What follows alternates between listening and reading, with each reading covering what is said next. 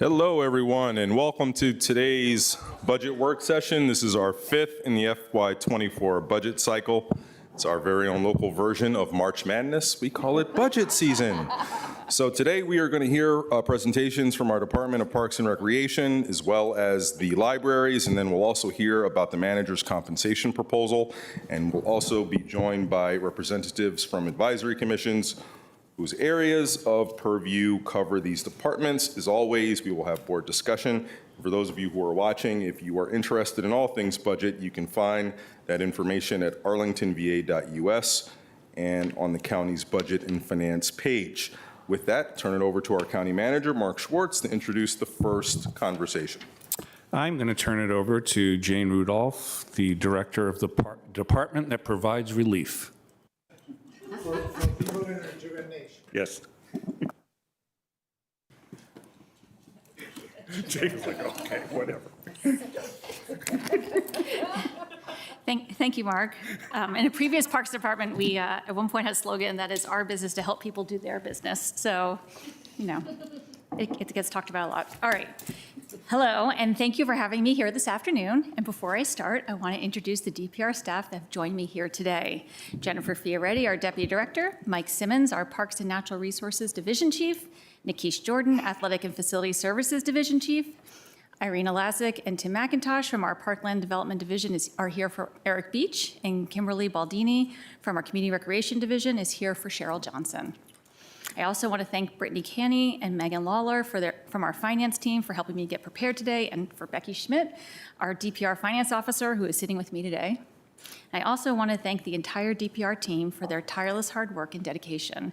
They truly help to make Arlington an amazing place to live, work, and visit. And I feel lucky every day to lead this incredible team of Park and Recreation professionals. And finally, I want to thank Mark Schwartz and Michelle Cowan for their leadership and support. So as I start, this slide is our mission and our vision, and the photos give an example of what that looks like in action. That's the new playground at Jenny Dean. Those are kids playing basketball at our Junior Jam summer camp held at Langston Brown. It's our Social 60 Cafe program having their fall picnic at Bluemont Park, where all three locations, Arlington Mill, Langston Brown, and Walter Reed, got together. These are kids posing in front of the Monstergram mural at our Lubber Run Trunk or Treat. And these are performers at our annual MLK celebration and natural resources at Donaldson Run. This next slide is some highlights to just give a taste of how we fulfill our mission and vision. One gratifying way to know that we are really making a difference is being ranked a #3 top park and recreation system in the 100 largest cities by the Trust for Public Land. For several years now, we have been a top 10 city, and I want to thank the county board for their consistent support, which enables us to continue to provide great parks and programs for our community and continue to be a model department. Thank you. So last year, we established moving on to our focus on equity. And so last year, we established our race and equity core team, who are serving as our engine of change to help us make steady progress in our journey towards centering racial equity in the department. Over the past year, the core team began reviewing department policies and procedures, and the group completed a data review of staff access to training that have laid out plans for improvements over the next fiscal year. We have also initiated a monthly Let's Talk About It series in partnership with CPHD, which provides staff with informal opportunities to engage on topics related to race. We have big plans for the coming year, as we've hired a new organizational development specialist who will team up with our existing HROD team to help us design a training on creating an inclusive environment, focusing on understanding how our unique blend of personal identities intersect, allowing us to better connect with each other in our workspaces. And publicly, we are working on some community-based strategies. First, the draft Forestry and Natural Resources Plan prioritizes conservation and enhancement of tree canopy and natural infrastructure in historically underserved neighborhoods through the application of the American Forest's tree equity analysis, and recommends working directly with impacted communities to improve, enhance, and conserve tree canopy and other vegetation on both private and public sites. Shifting gears, this past year we started the all-day Gunston year-round preschool with help from the ARPA funding for the initial ongoing costs. And recently we updated the stock of books and toys in all our preschool programs to ensure representation of diverse ethnic and cultural backgrounds and with individuals with disabilities. I was just thinking, as I was going over this earlier, it's kind of funny, Like my first one is all about like trees and planting. The next thing I'm talking about is preschools, and sort of shows the sort of huge lines of business that are in DPR. It's kind of crazy. We are also working on a methodology to apply an equity lens for capital assets. DPR has begun to develop a methodology to apply an equity lens to the selection of capital projects for funding. We've consulted with equity officers from the cities of Minneapolis and Portland, Oregon, jurisdictions of similar size, economic makeup, and racial makeup that have equity plans in place that determine funding for capital projects in parks and recreation. Once developed, this will guide us to make decisions on how and where to spend capital investment funds down the road. More to come on this with the next CIP. And finally, our summer camp registration update involves a focus on equity. So, summer camp. I wanted to use this opportunity to provide an update on summer camp since I last briefed the board in November. As you can see on this slide, we are in full summer camp mode. Several of the recommendations from our summer camp report have been fully implemented for this year's summer camp registration, including using a waiting room function, adjusting staggering times and dates, offering early registrations for families with active fee reductions or adapted camp family members. And this started on Monday. We weren't sure how many families would take advantage of this, but we have had tremendous response with over 1,100 enrollments to date. Updating our refund policy, we're also updating our refund policy to discourage households from over-enrolling in camps. So specifically, I just want to outline a little bit about the refund policy. The primary intention of the updated policy is introduce cancellation penalties that will increase closer to the start date of camps to discourage households from registering in camp slots that they don't intend to use. Historically, families have been able to cancel enrollments with minimal financial repercussions. It was only $20 cancellation fee up to 7 business days before, and too close to camp for DPR to be able to enroll someone off the wait list into the slot. So what exactly is new this year? Camp fees will be refunded less than $20 through May 14th, full refunds. Beginning May 15th and up to 14 days prior to camp, 50% of the camp fees will be refunded. Less than 14 days prior to camp, no refund will be issued. Refunds will continue to be approved, though, for medical issues, and these needs to be approved medical issues, and if DPR must cancel a camp or a session. And then with respect, because demand was such a big part of and access was a big part of our issues last year as well, we have 14,800 slots available in our partner camps and 3,400 slots in our DPR camps. That's 1,000 more slots compared to last year. We also have 400 slots set aside for potential participants identified by our APS and DHS partners. So we are looking forward to our registration of our contracted camps next week, March 21st, and registration of our DPR run camps the following week on March 28th. And we look forward to a great summer starting on June 20th. So with all that, now let's move into the specifics of the DPR budget. The county manager's proposed budget includes nearly $57.8 million expense budget for DPR and a $16 million revenue budget, with a position count of just over 410 that are filled by permanent and temporary staff. This total number represents just over 313 permanent staff positions, and the remaining 97 are the temporary position equivalents. The proposed budget does not eliminate any permanent positions for DPR, but our budget does include reductions in the level of temporary staff support we utilize, which is why you see a decrease of about 5 FTEs here. For the revenue, in FY 2022, we provided just over $800,000 in fee reductions. I just want to highlight this as it demonstrates how much our participation has returned since COVID-19. At our peak before the pandemic, we provided about $950,000 in fee reductions annually, just to give you some sense that we're coming back. With respect to how we bring in our revenue, as you know, DPR has an annual fee resolution under review. There are no major changes for DPR's fee structure beyond typical changes such as adjusting the ranges upwards by 5% and adding small new fees to support program changes or enhancements. For example, we've added some small group personal training options and a choreography fee for a competitive girls gymnastics program.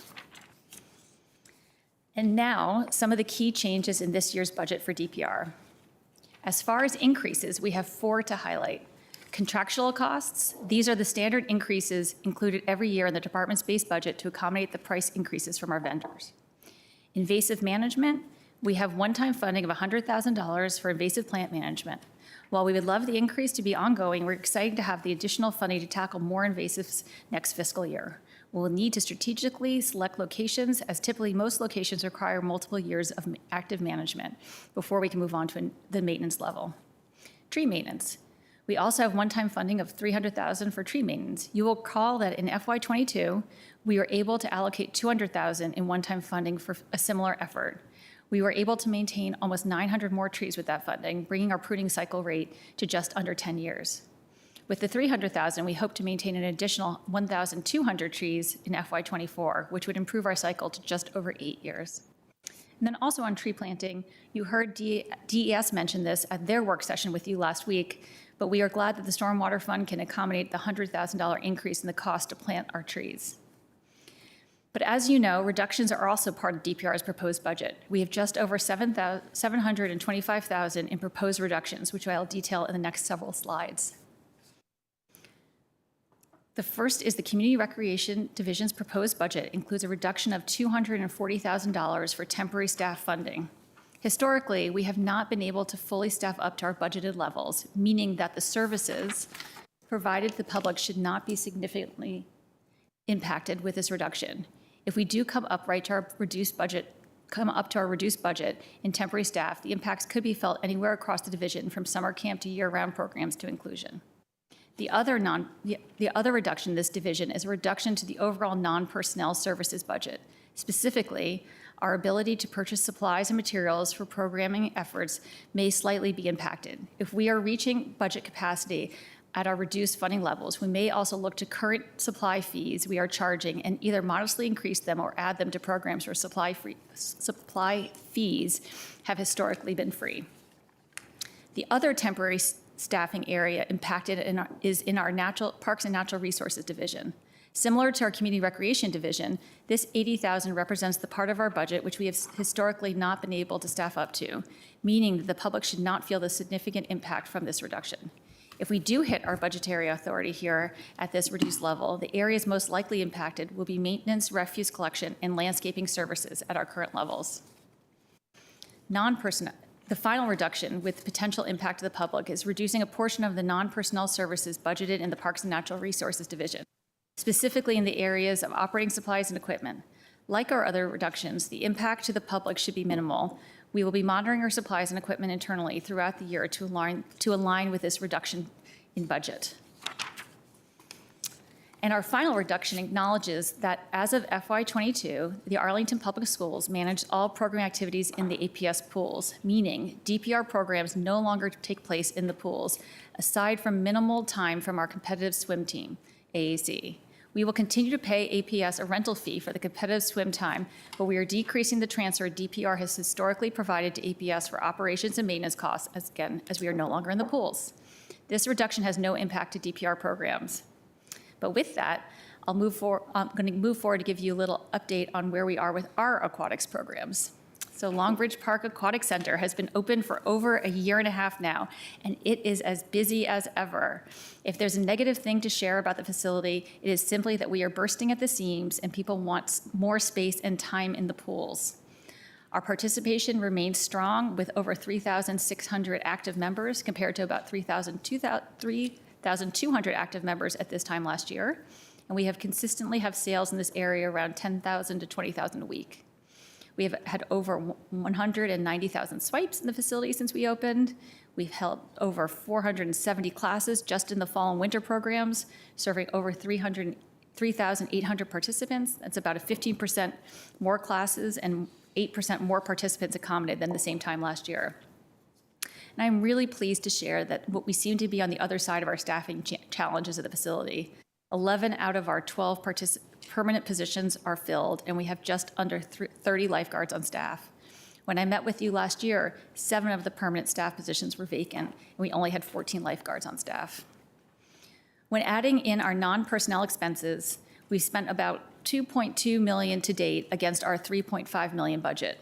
We do expect our expenses to come in closer to the budget amount as compared to FY22, as the goal is to be fully staffed and fully operational, two things we did not have in FY22, which resulted in lower spending. But mostly, with the contributions from the Boeing company, the facility remains net tax support neutral. We used about $860,000 of the Boeing company money in FY 2022 compared to what was budgeted at $2.2 million.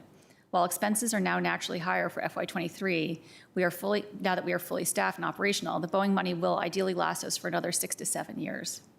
And our USO partnership continues to work well, with DPR receiving a roster of 400 participants each month from their lottery system. As I said at the beginning of the slide, the facility is increasingly busy at all times. We recognize the layout and the configuration of the 50-meter pool can't provide the exact experience for all users at all times.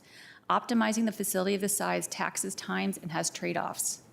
We understand the concerns from the community around when the 50-meter pool is in a 50-meter configuration and when it switches to a 25-yard configuration. And we continue to strive to find the right balance across all users. We reconfigure the pool at times when it is least disruptive to our customers and do leave the configurations in place for multiple days when programming allows. We do the reconfiguration about 2 to 3 times a week. It takes about 8 staff members and about an hour and a half to move the bulkheads and everything. Previously, we were reconfiguring the pool almost on a daily basis, but it was not ideal for the equipment, and it was resulting in the pool being unavailable for too many hours. As of right now, we only have 1 hour, 4:30 to 5:30, when the open lanes are not available due to AAC participation in other classes. And these lanes are just not open for a public swim. We are committed to continuing to look at all options to stretch our capacity where we can.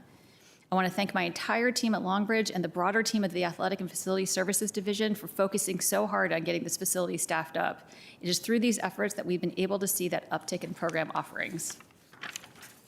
And finally, I want to end on some key budget considerations as we look to the future. Some of these you may recognize from last year, and there are some consistent themes that continue. First, every year I mention PS&P, as we always have. Some of our future work may have financial impacts.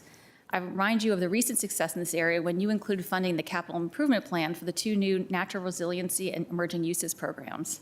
Similarly, we anticipate the FNRP, once adopted, to have future financial impacts as well, and we look forward to bringing the final plan to you this winter for adoption. Contract prices increases remain a constant pressure, as you saw earlier, with nearly the $400,000 for DPR contracts in the general fund and stormwater. Public engagement remains a large part of what we do, and it can be difficult to balance among all the other work our staff must accomplish. And finally, staffing challenges are something we deal with on a daily basis in DPR, whether it's trying to fill vacancies, compete in this labor market, trying to retain our talented staff, and trying to accomplish large workloads with small existing teams. Our people are our most important resource, and I am pleased to see the proposed budget before you include salary and benefits enhancements for our staff. And with that, I want to thank you for giving me the time to speak with you, and I look forward to answering your questions.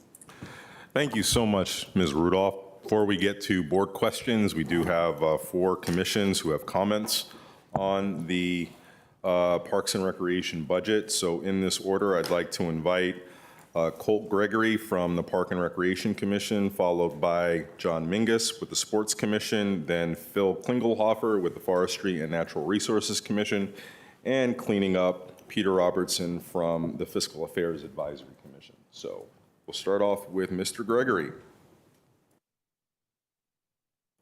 Hi. Thanks for having Parks and Rec Commission here. Most appreciated. I'm live. Notice I am not Shruti Koopa. She would be the much preferred candidate and my choice. So We're happy to have you. So welcome. Thank you very much. So thanks for letting PRC be here today. And I want to thank you for your time and listening to us. We want to go over 3 big things for us. It's the Nature Center staffing, it's invasive removal, and it's tree planting and maintenance.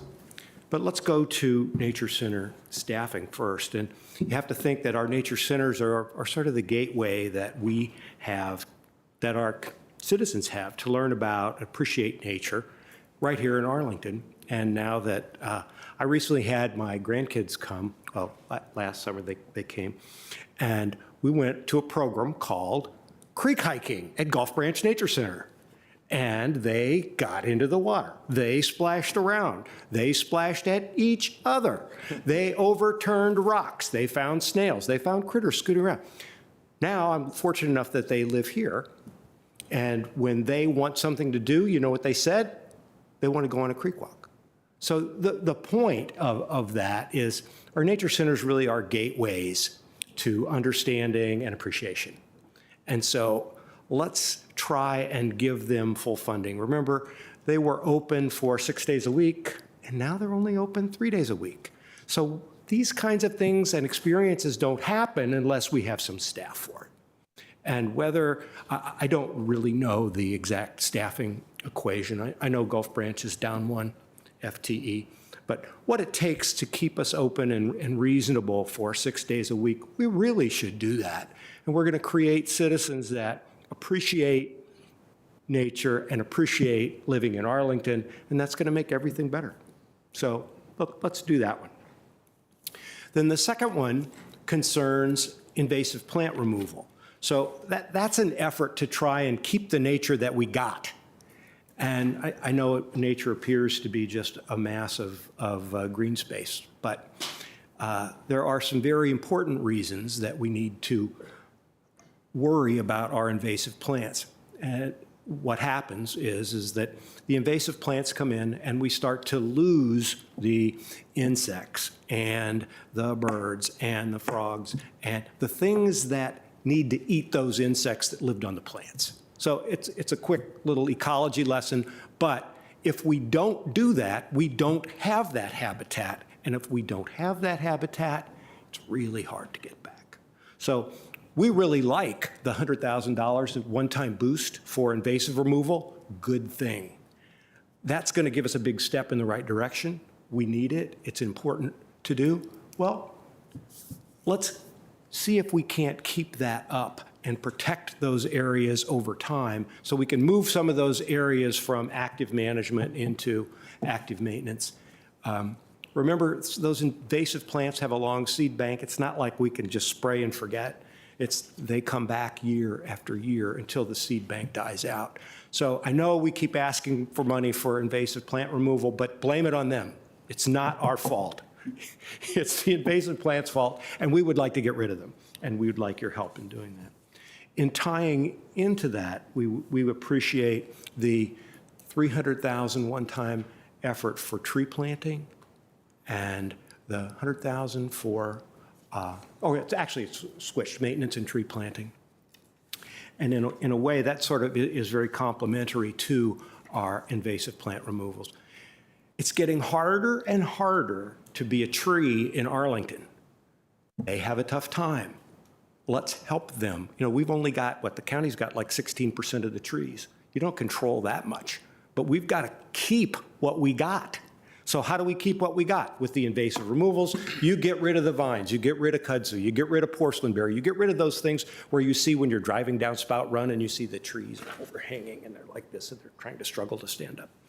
We can get rid of that and we can protect those, trees don't get that tall by themselves. They do by themselves, but they don't stay that way.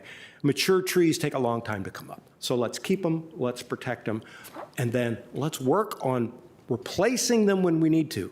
We've got things like deer browse, construction, development, redevelopment that are canceling out or getting rid, plowing under the trees that we've got. And this will be a help. Let's maintain the things we've got. So the three things that we wanted are the staffing for the Nature Center.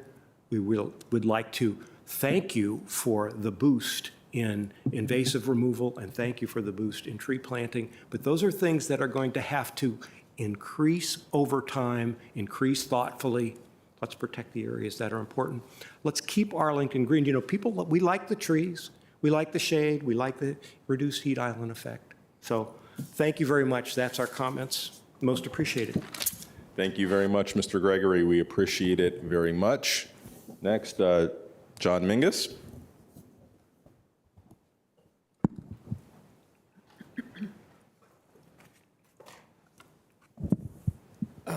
Excuse me. Thanks for the opportunity to come speak about the budget today. From my perspective as chair of the Sports Commission, we completely support the budget and the fee increases. There's no issues there. Also glad that in a sort of tight year that resources are still found to support sports, because that's what we care about. It is great to see that that this year they were able to hire the staff as envisioned by the field fund, and we're glad to see that that's continuing in '24. The one issue we sort of want to raise a little bit is, as they experience collecting those fees, to really work with the partner leagues to make sure that the process of collection and fees are sort of as originally envisioned in the documents. Also, the reduction of the fee being paid to the APS for the pools, that's a welcome change. Given that those things are totally untied now, I might even suggest that that remainder chunk could be undone if you were looking for a couple $100,000. Also excited that the budget continues the DPR's turf replacement program to replace the turf both at Williamsburg and at WNL. And to being totally honest with Williamsburg, I'm glad the turf was being replaced. I am disappointed, and I understand it, why the lighting part of this hasn't happened. Recognizing it takes a lot of things from the PSNP, there's a lot of changes that has to happen before that happens.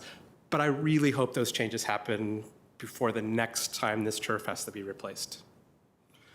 And lastly, while it's not really part of the operating budget, it's more on from the SIP side, I want to congratulate DPR on the work they're doing on communication and community outreach as they begin to think about building the pickleball court starting in '24.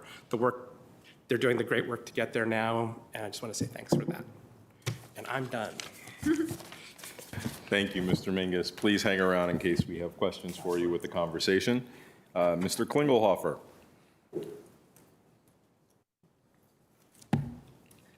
Good afternoon, everyone, and thanks for the opportunity to be here representing the Forestry Natural Resource Commission. I don't want this to sound like a broken record. Some of the things I'm going to talk about are things you have just heard about. I think I'm bringing a different angle on it. Let me go ahead and get started. The Commission strongly supports one-time increase in the proposed budget for tree maintenance, the $300,000, and for invasive species removal. It's obviously much more cost-effective and beneficial to carefully maintain and nurture the many trees, large mature trees in the county, instead of letting them succumb to early unnecessary deaths. Similarly, removing invasive plants is essential to the health of our forests and natural areas.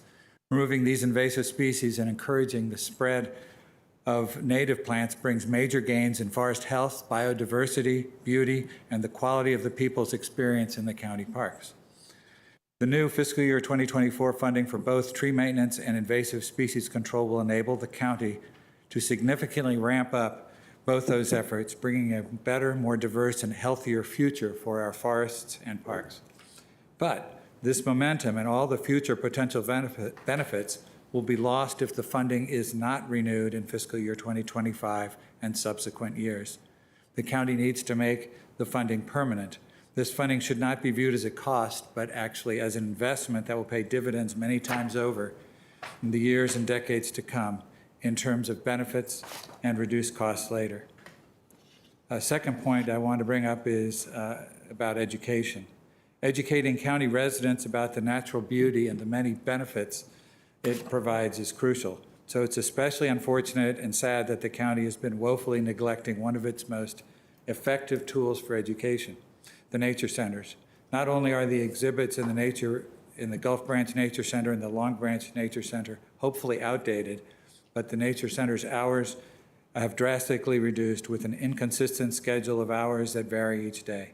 Visits, especially the drop-in visits, are way down because people are confused about when the centers will be open. At a minimum, the county should set permanent hours that include some days with evening hours so families can count on being able to visit the nature centers after school or work, and restore a full-time manager for the Gulf Branch Nature Center, which would cost about $115,000 per year. Beyond that, the FNRC supports the recommendation of the Friends of the Gulf Branch Nature Center for a modest investment of $750,000 for each of the two centers to upgrade or expand facilities, educational programs, and exhibits.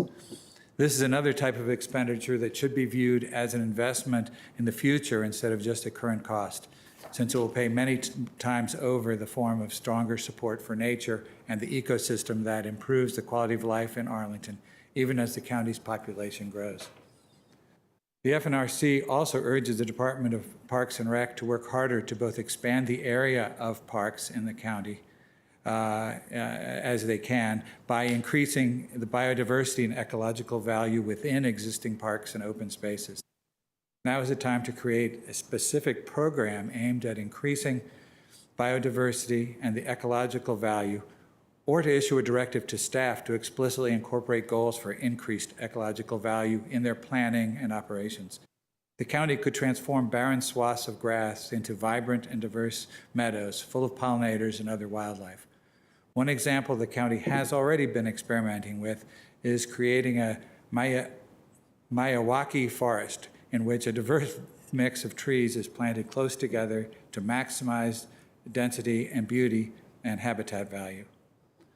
Again, an increase now will pay major dividends for decades to come, ensuring that Arlington could remain in its high rankings as both a tree city and as one of the most desirable places to live in the United States.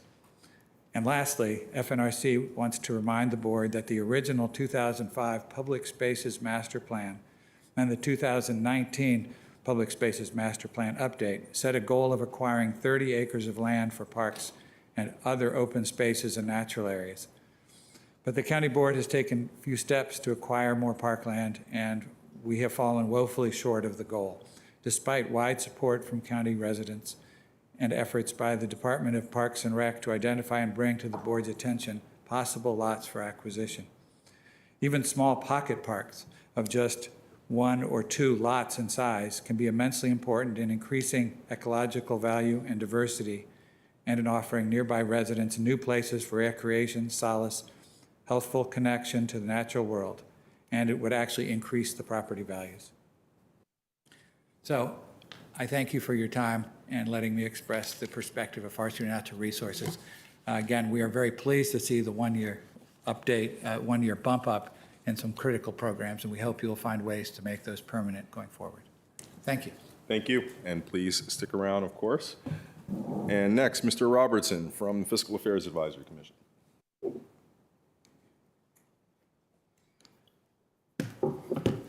Mr. Chairman, thank you. I was never good enough to bat cleanup when I played Little League, so I appreciate you putting me in this particular position. And it's probably an appropriate analogy because I'm going to repeat some of the things you've already heard from the others who have been here. Maybe we can bring them all around to home base. First of all, the FAC does have a specific recommendation with regard to the Department of Parks and Recreation's budget, that the county board adopt the county manager's proposed budget, but with a request that you give special consideration to increasing funding to try to deliver increasing programming to 3 groups. First, for youth under 18 and their families as an integral part of the county's holistic approach to addressing the opioid epidemic.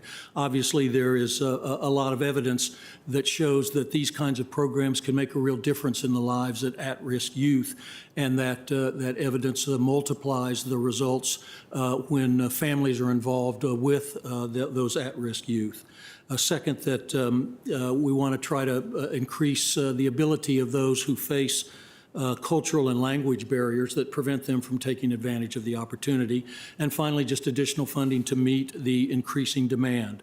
The vote for that was unanimous, and the entire FAC was there as we did these discussions, which, as you all know, can be unusual for us. Several future considerations to walk through quickly, and as I said, some of them you've heard before. The board is painfully aware of the challenges that the Department of Parks and Recreation has faced with their IT systems involved in the registration for the summer programs, and the FAC recommends that the board work with the department to try to figure out what additional resources are necessary to fix those, whether it's additional staff or extramural resources that they can use to try to improve those services. Second, we're where at least 2 of the last 3 groups are on invasive plant management, which is an absolutely critical part of keeping our forests and our parks healthy. Often those efforts require multi-year treatments to be both effective and lasting. And so we recommend an annual appropriation dedicated to this type of project in lieu of occasional one-time appropriations. This next recommendation probably could easily be fit into our future consideration, rather, could be easily fit into those that we have for any of the departments in the county. Applying for federal funds as early in the availability of those funds or as early as we become aware of them and that they fit with a particular project is absolutely essential to trying to be competitive in getting those funds. And so we recommend that the board work with this department and others to make sure that's the case. The upcoming Forest and Natural Resources Plan is obviously going to be a guidepost to DPR on projects and studies that would be associated with that plan. FACT thinks that establishing a line item in the budget for studies anticipated by the FNRP will make the budgeting process for those studies more consistent and more efficient. And so we recommend that the county board do that and that it also work with the staff to prioritize the projects within the FNRP, allocating those that are appropriate to the CIP there and those that are appropriate to the operating budget for the department there. Nature centers that have been talked about already. We're very much in favor of those as well, and our future consideration is that the board work to provide the funding necessary to address the staffing issues at the nature centers so that they can return to pre-pandemic operating levels. The FAC encourages DPR to develop a robust volunteer recruitment and retention program. Our understanding is that volunteers dropped from around 9,000 pre-COVID to 3,000 currently, and those volunteers can help supplement paid staffing to enable more programming, which is what most of our recommendations are about. Finally, it will come as no surprise to you that there are members on the FAC that are very much in favor of the wonderful system of trails in the county, and they'd love to see the board work with the department to enhance trail quality by establishing a more organized process of first measuring trail quality similar to the pavement condition index that I'm familiar with from the Department of Environmental Services. Second, by renovating the trails after they've assessed what's necessary. And then ultimately finding the appropriate resources to provide dedicated staff members or extramural resources if that's more appropriate with expertise in trail design and management so that we can keep those trails in top condition. That's it from me, Mr. Chairman. Thank you very much. Thank you. I think the answer to number 7 is, what is Commissioner Burgess for 100? Alex.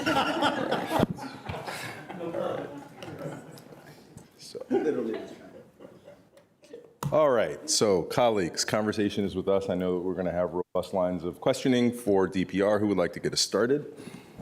Vice Chair Garvey. Yeah, if I could start with a small item that hasn't even been brought up, but I just wanted to check on, and that's the Therapeutic Recreation, Education, and Knowledge Program that is being taken out. I assume that served just a few people, but who is it serving, and what are they doing now without this program? What's the effect? This was a very small program. I know. To be honest, we had a hard time getting off its feet. It was for us to be able to go into group homes and other areas where people with disabilities and bring them programs and services. And I think it was because people were feeling that they couldn't get out because of COVID. And as a result, they also kind of didn't want us to come in. So it was not a program that we had as much success with as we would like. And we decided it did not need to be continued. I think there are definitely areas where we continue to work to help people and work with people with disabilities. Just the model that we created didn't work. It was kind of throwing a little spaghetti in the wall and it didn't stick.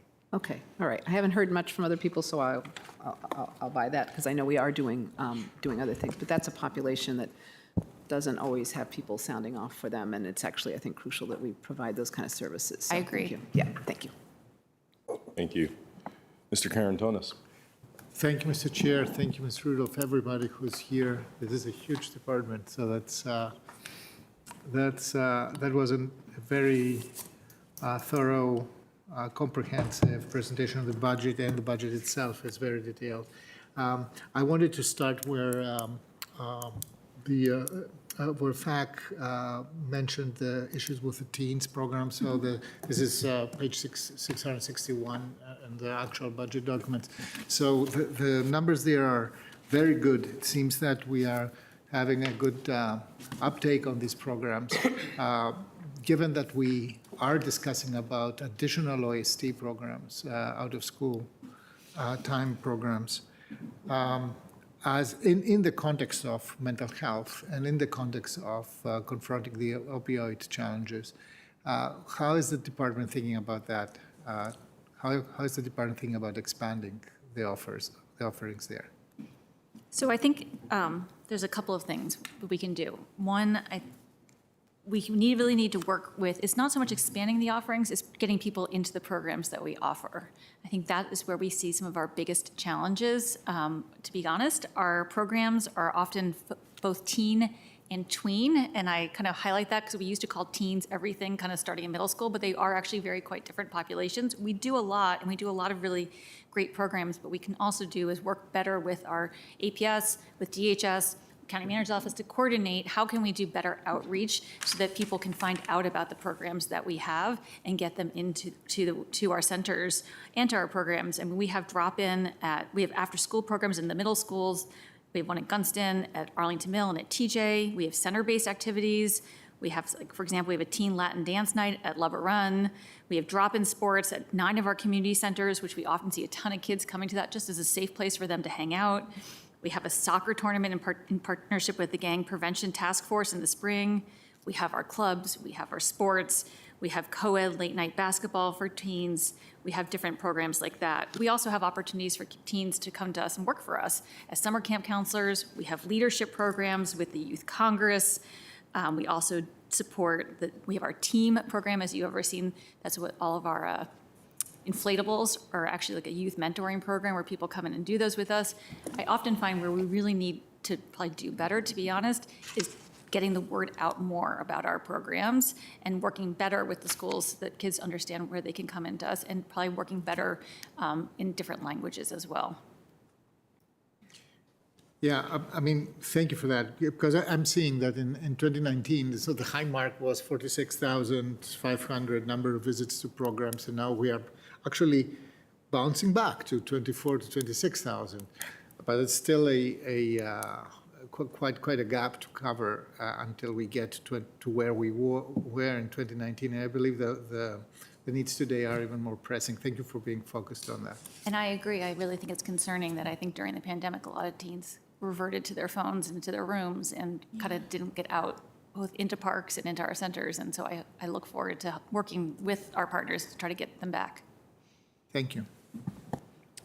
Thank you, Mr. Karantonis. And as a parent of the subject tween and teen population, I can assure you that there is no shortage of opportunities to engage these teens. The key question is how to get them to actually be there. And that's where parents also play a role, in addition to what we do. Ms. Crystal. So very much in the spirit of this, and I wanted to put a slightly different gloss on this. Obviously, I think it's so helpful to just hear that list, right? Exactly as our chair said, and as Ms. Rudolph noted, the challenge of just getting the word out.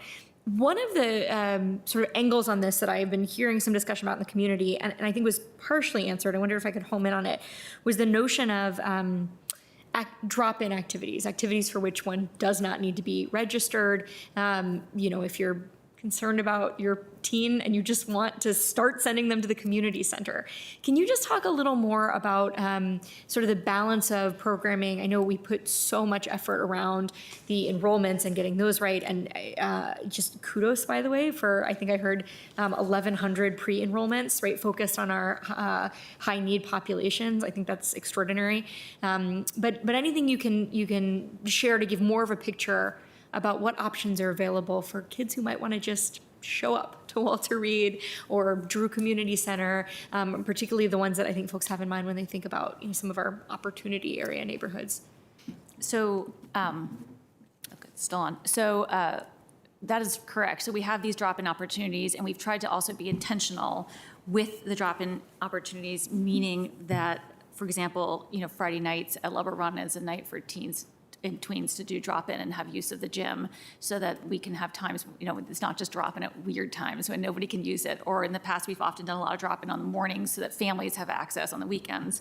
So you're right. In a lot of our centers, particularly Drew and Carver are a little different, but we have a lot of game areas and open areas where also they can come in, so that even when the gym isn't open, you can come to Arlington Mill, you can come to a Walter Reed, and there's a full game area that people can take advantage. So the centers, I do think, and I hope we work with Nikish Jordan to try to get our centers to be places where people just want to come and hang out. I'm always so pleased to see I've been going to Walter Reed a lot lately for other reasons, but there's like really large groups of community members who are just hanging out, playing cards, and hang out there at night. And I would love to see the teen population also start joining in that sense of community and able to use it. But you're right, we do have a lot of places where people can just come by and play. Another thing we've done actually is we've discontinued, for example, at Arlington Mill, our adult ball hockey program that was very popular during pre-COVID, but it wasn't super popular and it wasn't a lot of Arlingtonians and kind of just went away. But instead of trying to schedule over that time, we're just using that for gym-free drop-in time now. So we're trying to really learn that balance, as you started with, Ms. Crystal, of programming, and also come and just hang out. Yeah. That's really helpful. And it is, again, sort of helpful to know we are shifting out of pandemic mode and making young people more aware. I'm wondering maybe an area for follow-up that I could help with as liaison, if the Teen Network Board could be good partners in that and thinking about the messaging to get the word out for these informal drop-ins. They, I think, generally do a pretty good job of communicating to their peers in ways that resonate. So perhaps there's a matchmaking. That would be terrific. We work with them with our youth Congress and other areas, and if there's anything you can do to help us, we really appreciate it. That's great. Thank you. Thank you, Mr. DeFerranti. I guess keeping with the theme, I want to see if I can understand a little bit more a couple of things. It sounds like this, you mentioned the staff temporary reduction for Community Recreation Division. It sounds like there's a realism about the difficulty of hiring all the way up to our budget. Does that kind of describe all of it? Because all of us have been focusing on the teens and visits to the programs. Have we had more than that number of positions unable to be filled the last couple of years? I just want to understand a little bit, because I'm thinking about the number of visits, just like Mr. Karantonis and others have asked about, and wanting to make sure we have as much in the way of staff resources as we can on this particular area. So I think it's a combination of that. I also think it has just been that within its temporary dollars, so within what we can just offer from our permanent staff and our program capabilities, we have not been able to have programs big enough that we can hire up to that staffing level, I guess is how I would describe it. Got it. And then perhaps related, perhaps not, you mentioned the volunteer piece. Or I think one of the commissions mentioned the volunteers, growing the number of volunteers. Is it volunteers or is it staff? You also mentioned the need to coordinate and get the word out, communicate about the programs that we have. Is there any way in which you could describe a little bit more as we recover to 25,000 from 46,000, what that delta is? You know, we don't have to be precise, but is it we need to get the word out better? We need more staff because staffing's been so challenging. Would volunteers in any way help with that at all? We're recovering and we're recovering fast, but we've all been thinking the last months about the need there. And so I'm wondering if you can add any more context for that, for, you know, how long it might take to build back to that, whether the old number was less rigorous, or, you know, what do we need to do to keep taking us back there other than really focus on that communications piece? I appreciate that question, but I'd like the opportunity to get back to you on that, as I need to sort of think a little bit more and drill down into those numbers. I've rarely been so satisfied with I need to get back to you answers. So much. Thank you. And for my own question on this issue, so, and again, I think the number of offerings that we have is quite impressive, actually, and I appreciate that there is room to bring more people into those programs. I want to speak specifically about something that we talk about broadly, but to know whether there's been any growth in opportunities for family programs that include not just the teens, but, you know, their respective families as a way of fostering good relationships and social engagement. To be honest, we do a lot of family programming. It tends to be for families with younger children. We have, and I by having a little bit of, as I sit across from you with children very similar age, like had a sort of moment of thinking about that and tried to think for a second. I was like, well, we don't really do as much of that kind of family programming with a teenager that we did when we were kids. So we do have a pretty robust family programming. We do it with families with therapeutic recreation programs, with skate nights and other types of family nights. We do movie nights. We do all these different types of things, but it's often geared, I would have to say, towards families with young children. Like the movies we are selecting are more that age appropriate. We often are not looking to do programs as much with, say, you and your tween.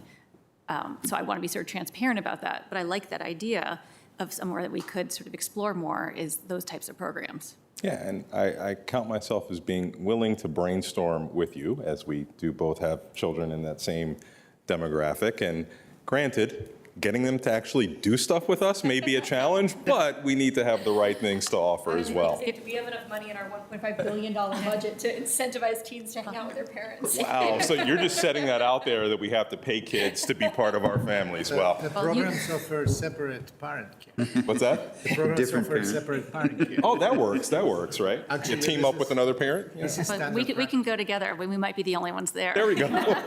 So you should go to a different room. All right, Vice Chair Garvey. Yeah, and actually, I'm going to continue on the same vein, because I've been thinking about this a lot.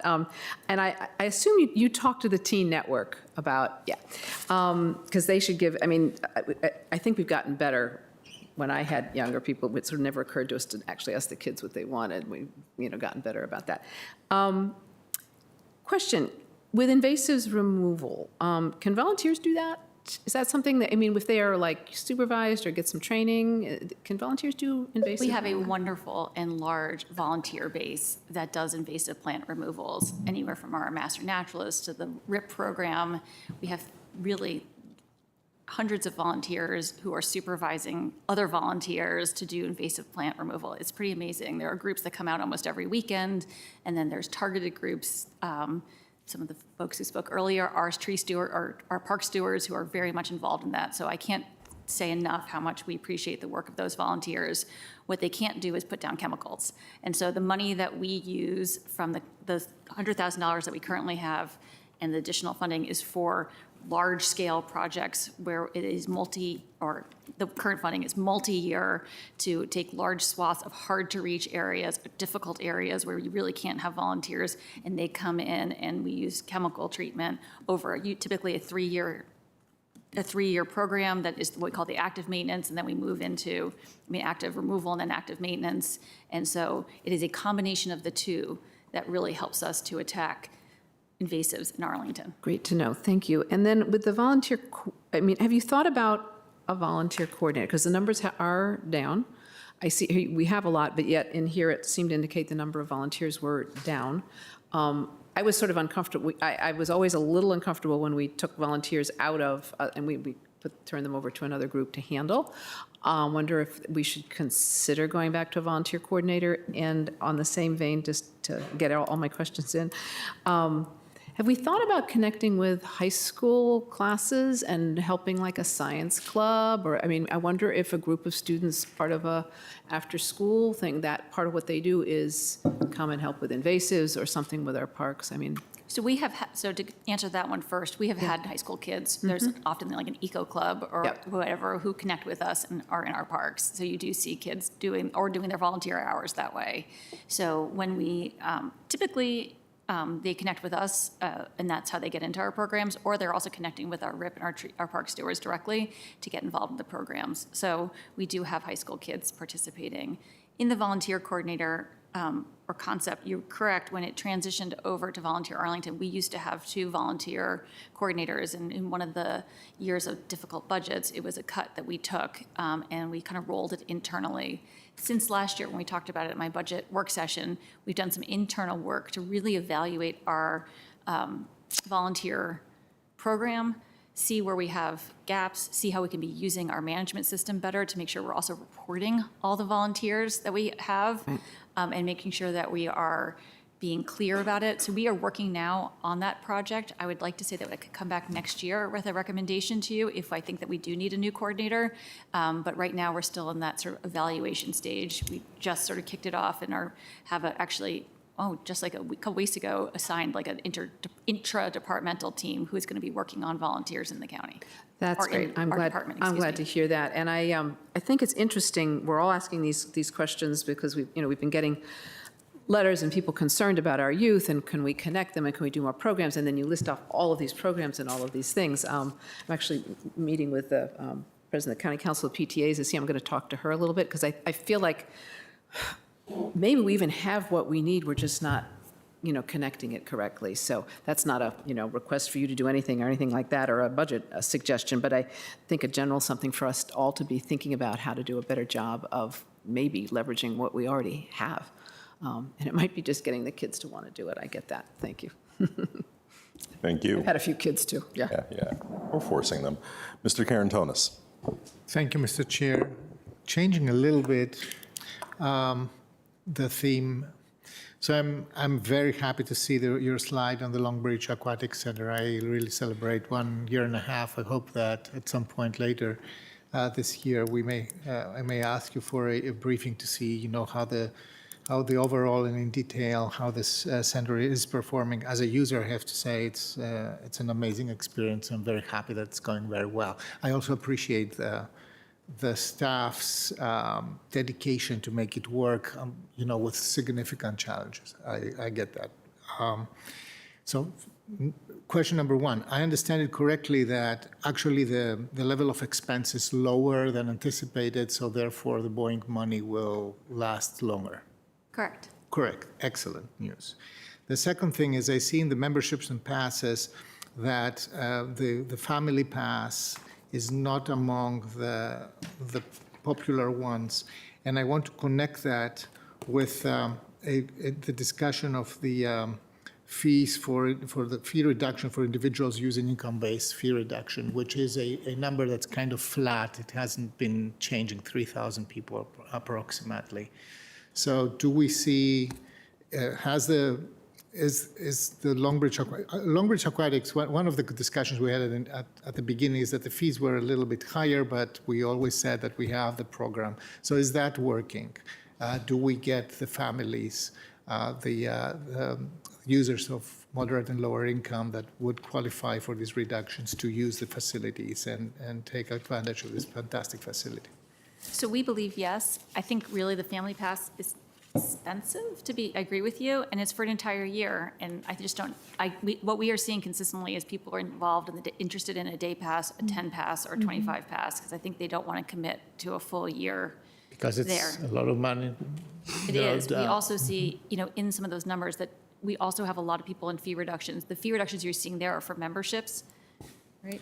And that doesn't include the fee reductions that people are getting for participating in our aquatics programs per se. So there's also people receiving fee reductions for people who are bring their kids to learn to swim classes and other programs that we offer in there. This is purely for a membership number, the 34K. Okay. So we are having people participate both coming into the pool. I mean, our family times, you can't, there's a line, unfortunately, there's a line to get in. And then, but also we see a fair amount of fee reductions for the Learn to Swim programs. Yeah, I've been there Saturday mornings, for example, and I sometimes I thought that instead of giving day passes or so, we should give time-limited passes, but for that we need a different type of access control. But for me, the equity discussion was the center of my Thank you. question. Thank you. Colleagues, remember those days when people questioned whether there would be demand for this thing? Anyway. that was a question I was going to ask. What were we worried about? Do you remember? I think it was 2017, 18. We were worried, right? I think that might be a political question rather than one that Ms. Rudolph can answer. Well, no, we were worried about how many people would come, I think, and I assume we're doing better than we were worried we wouldn't, if that's the way to say it. We always believed that it would be busy.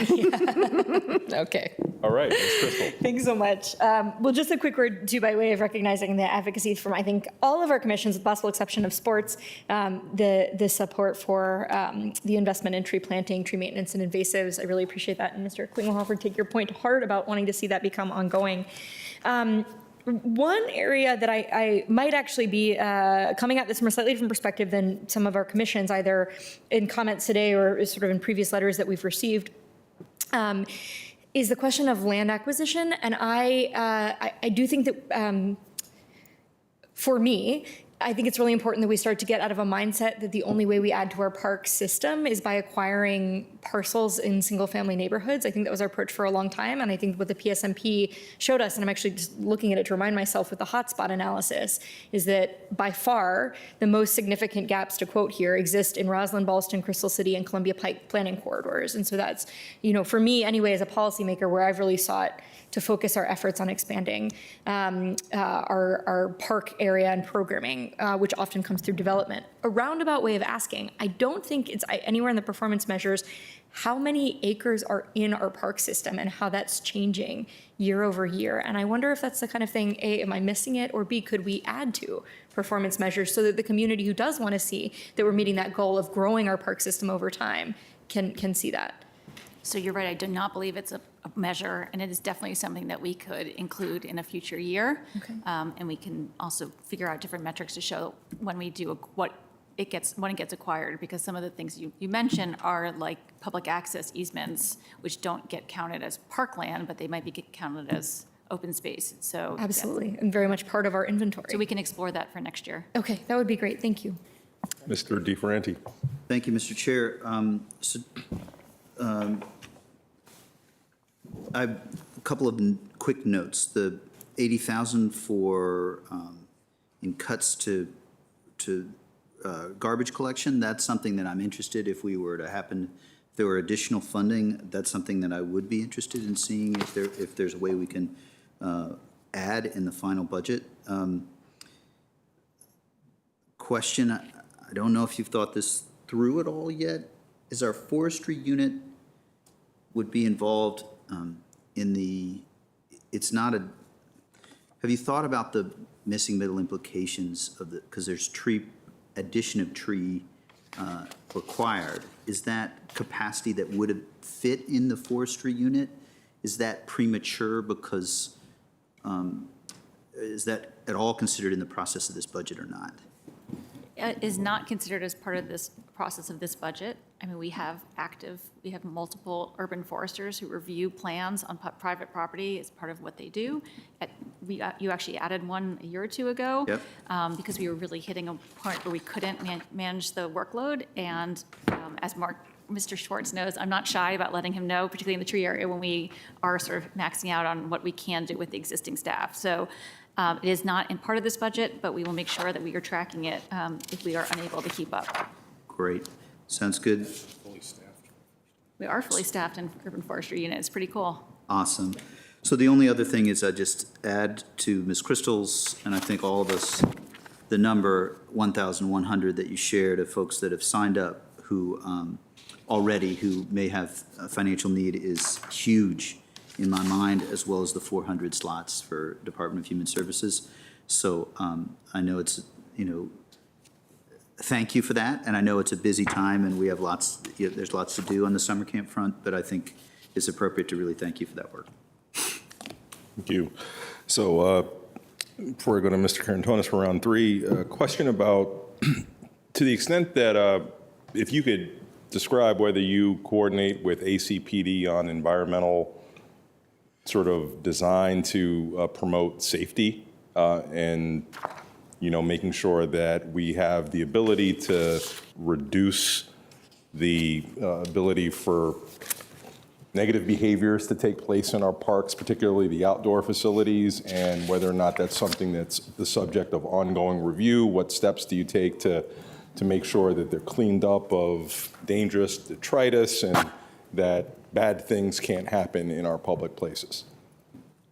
So with Mike Simmons and his team, they are out there every day cleaning our parks and trying to keep them at a level that is welcoming to all who are there. And as you said, cleaning out detritus or anything that we find that really promotes inappropriate behavior. I would say that the establishment of the Community Engagement Division at ACPD has been a really welcome benefit, and we have partnered with them extensively, even in just this past year, since it's been about a year. since they were created. We are kicking off having quarterly check-ins with Deputy Chief Vincent to sort of talk about targeted areas. But even just yesterday, I was on the phone with the chief about the sort of the area around Arlington Mill and how this summer we're going to work together to make sure that there and sort of up to Tyrell Hill and some of our other areas that we're going to work together to make sure that we have coverage together to keep it clean and looking great. We still have our ranger program as well, which continues to be more of a peace officer opportunity, but a nice way for people to interact with somebody in the park who maybe is a little less official feeling and can help with that as well. So I think we have a really great working relationship with ACPD right now. What I really appreciate about it is that we're doing more targeted collaboration as opposed to just sort of one-off.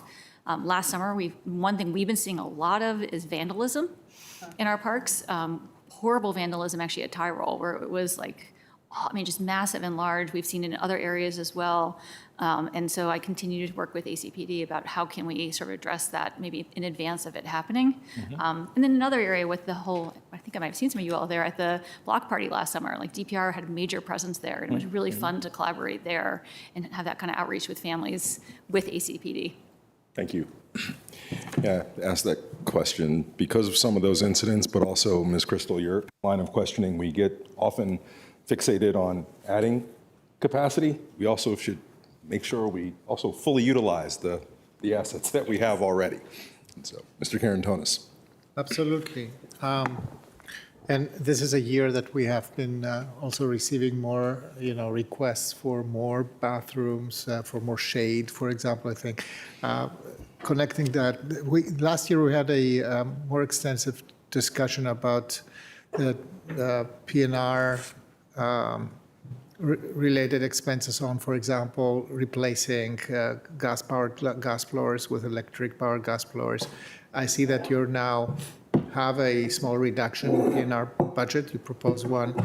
Does this affect this program, or what is our experience with that? This funding does not affect our conversion from gas-powered to electric. We are continuing to be on track to meet the goals that we set out in our 5 or 6 year plan. Right, Becky? 5-year plan, and that was mostly funded by ARPA, and we're continuing to do that. So that's on track. That is ongoing and being implemented. Excellent. To add just a few notes on measures that I would be interested in. One is about trail conditions. That's a measure that I would like to see.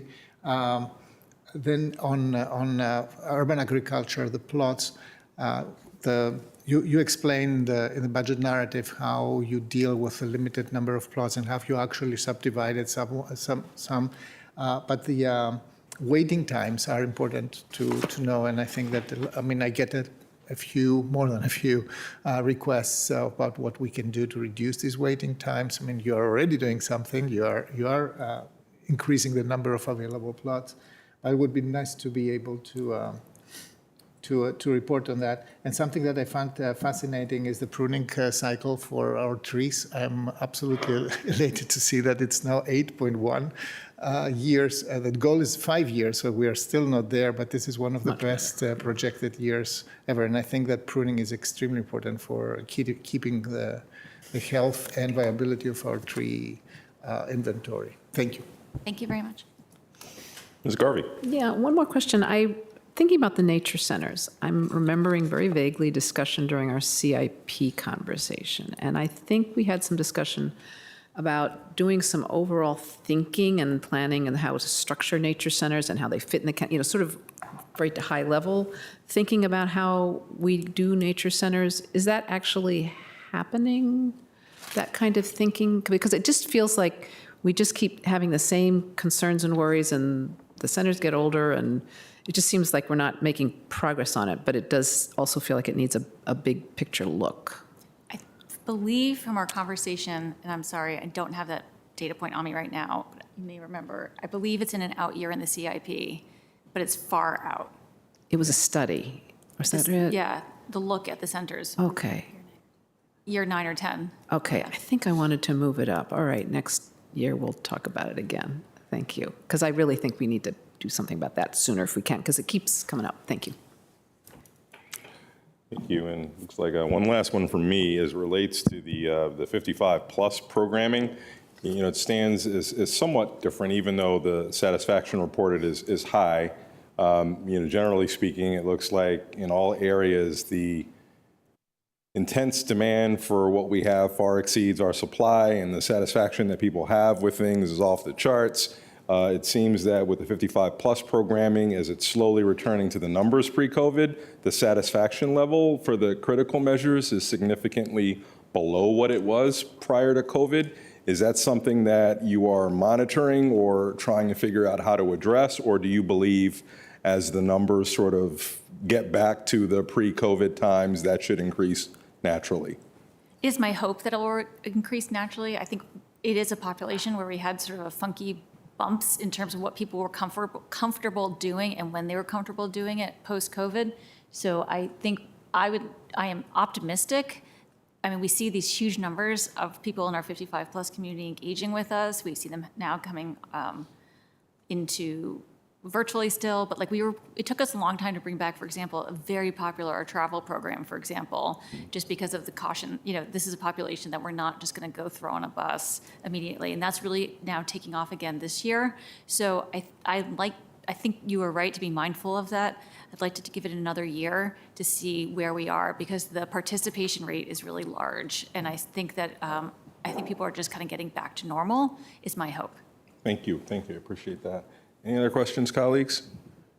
Ms. Rudolph, DPR team, thank you so very much. Always good stuff. Thank you. See you soon.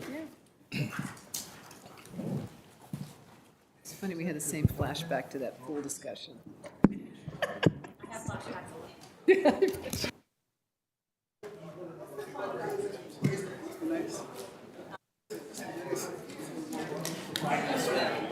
Thank you. You're welcome. Thank you for all your work. I know this is a fun time. It's With joyous. missing middle and budget both. It's busy. It is our March Madness. Yeah, oh, exactly. Thank you.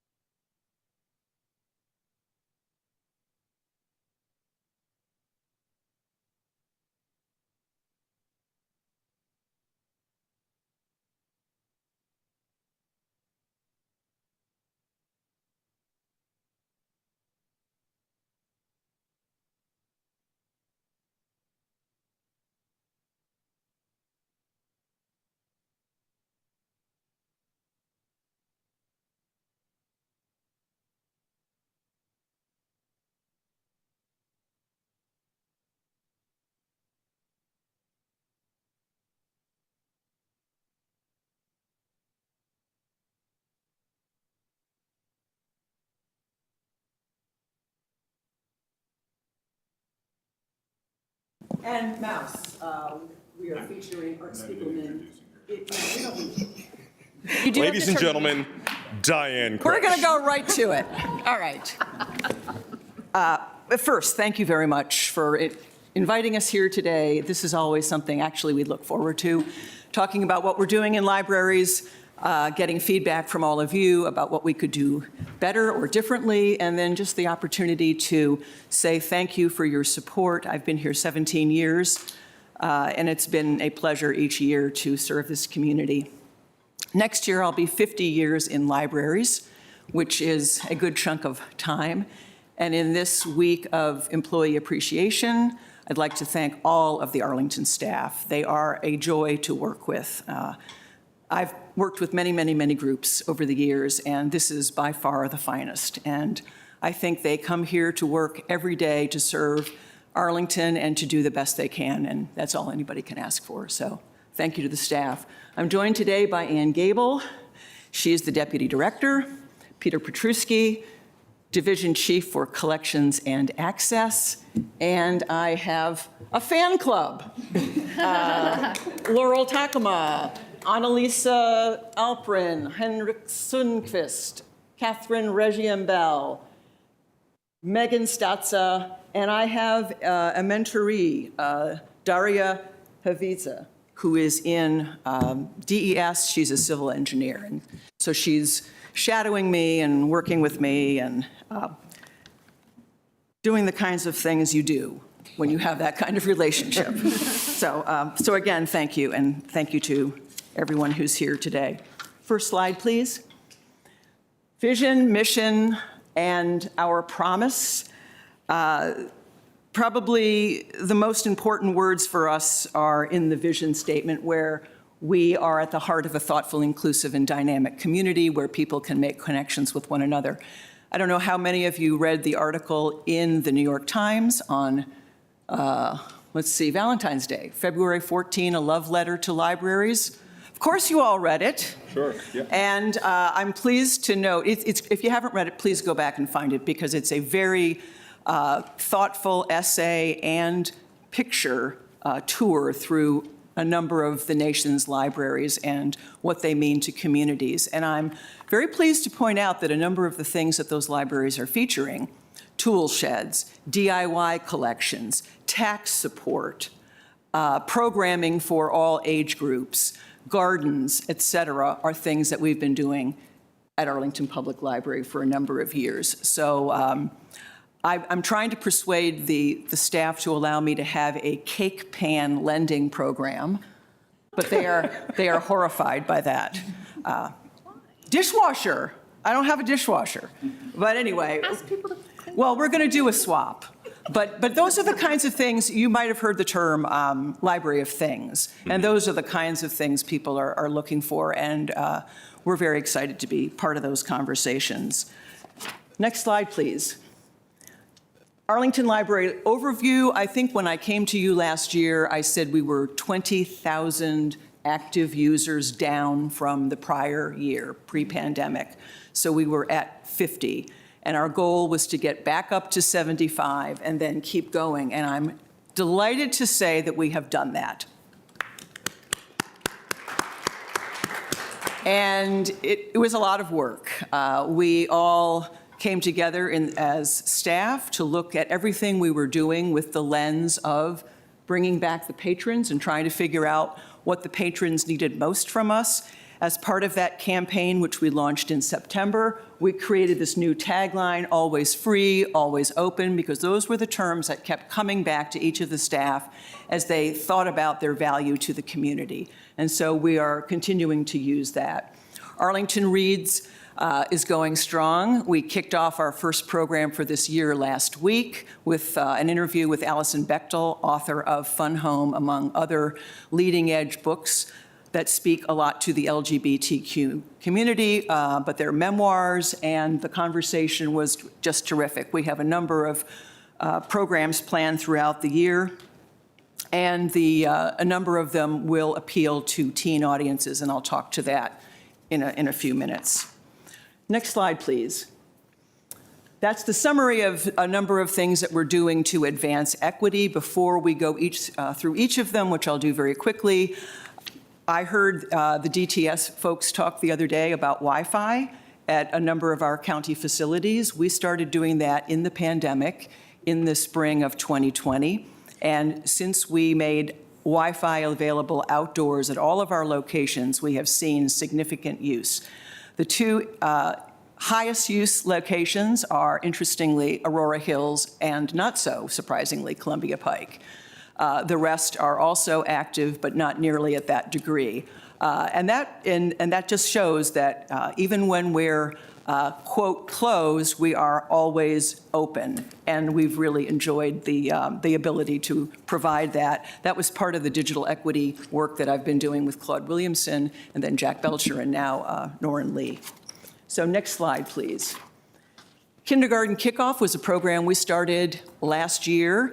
This is a preparedness program for young children ready to go into kindergarten and their families. It was a huge success. I think 400-plus people attended. It was frankly oversubscribed. A free program to get kids ready for a new learning experience. It was brought to you by the same team that brought Arlington, which received a Manager's Excellence Award. I don't know, your son may be a little bit too old for Arlington now, but He's going to be getting ready for yeah, that, right? yeah. Well, he's reading banned books, so,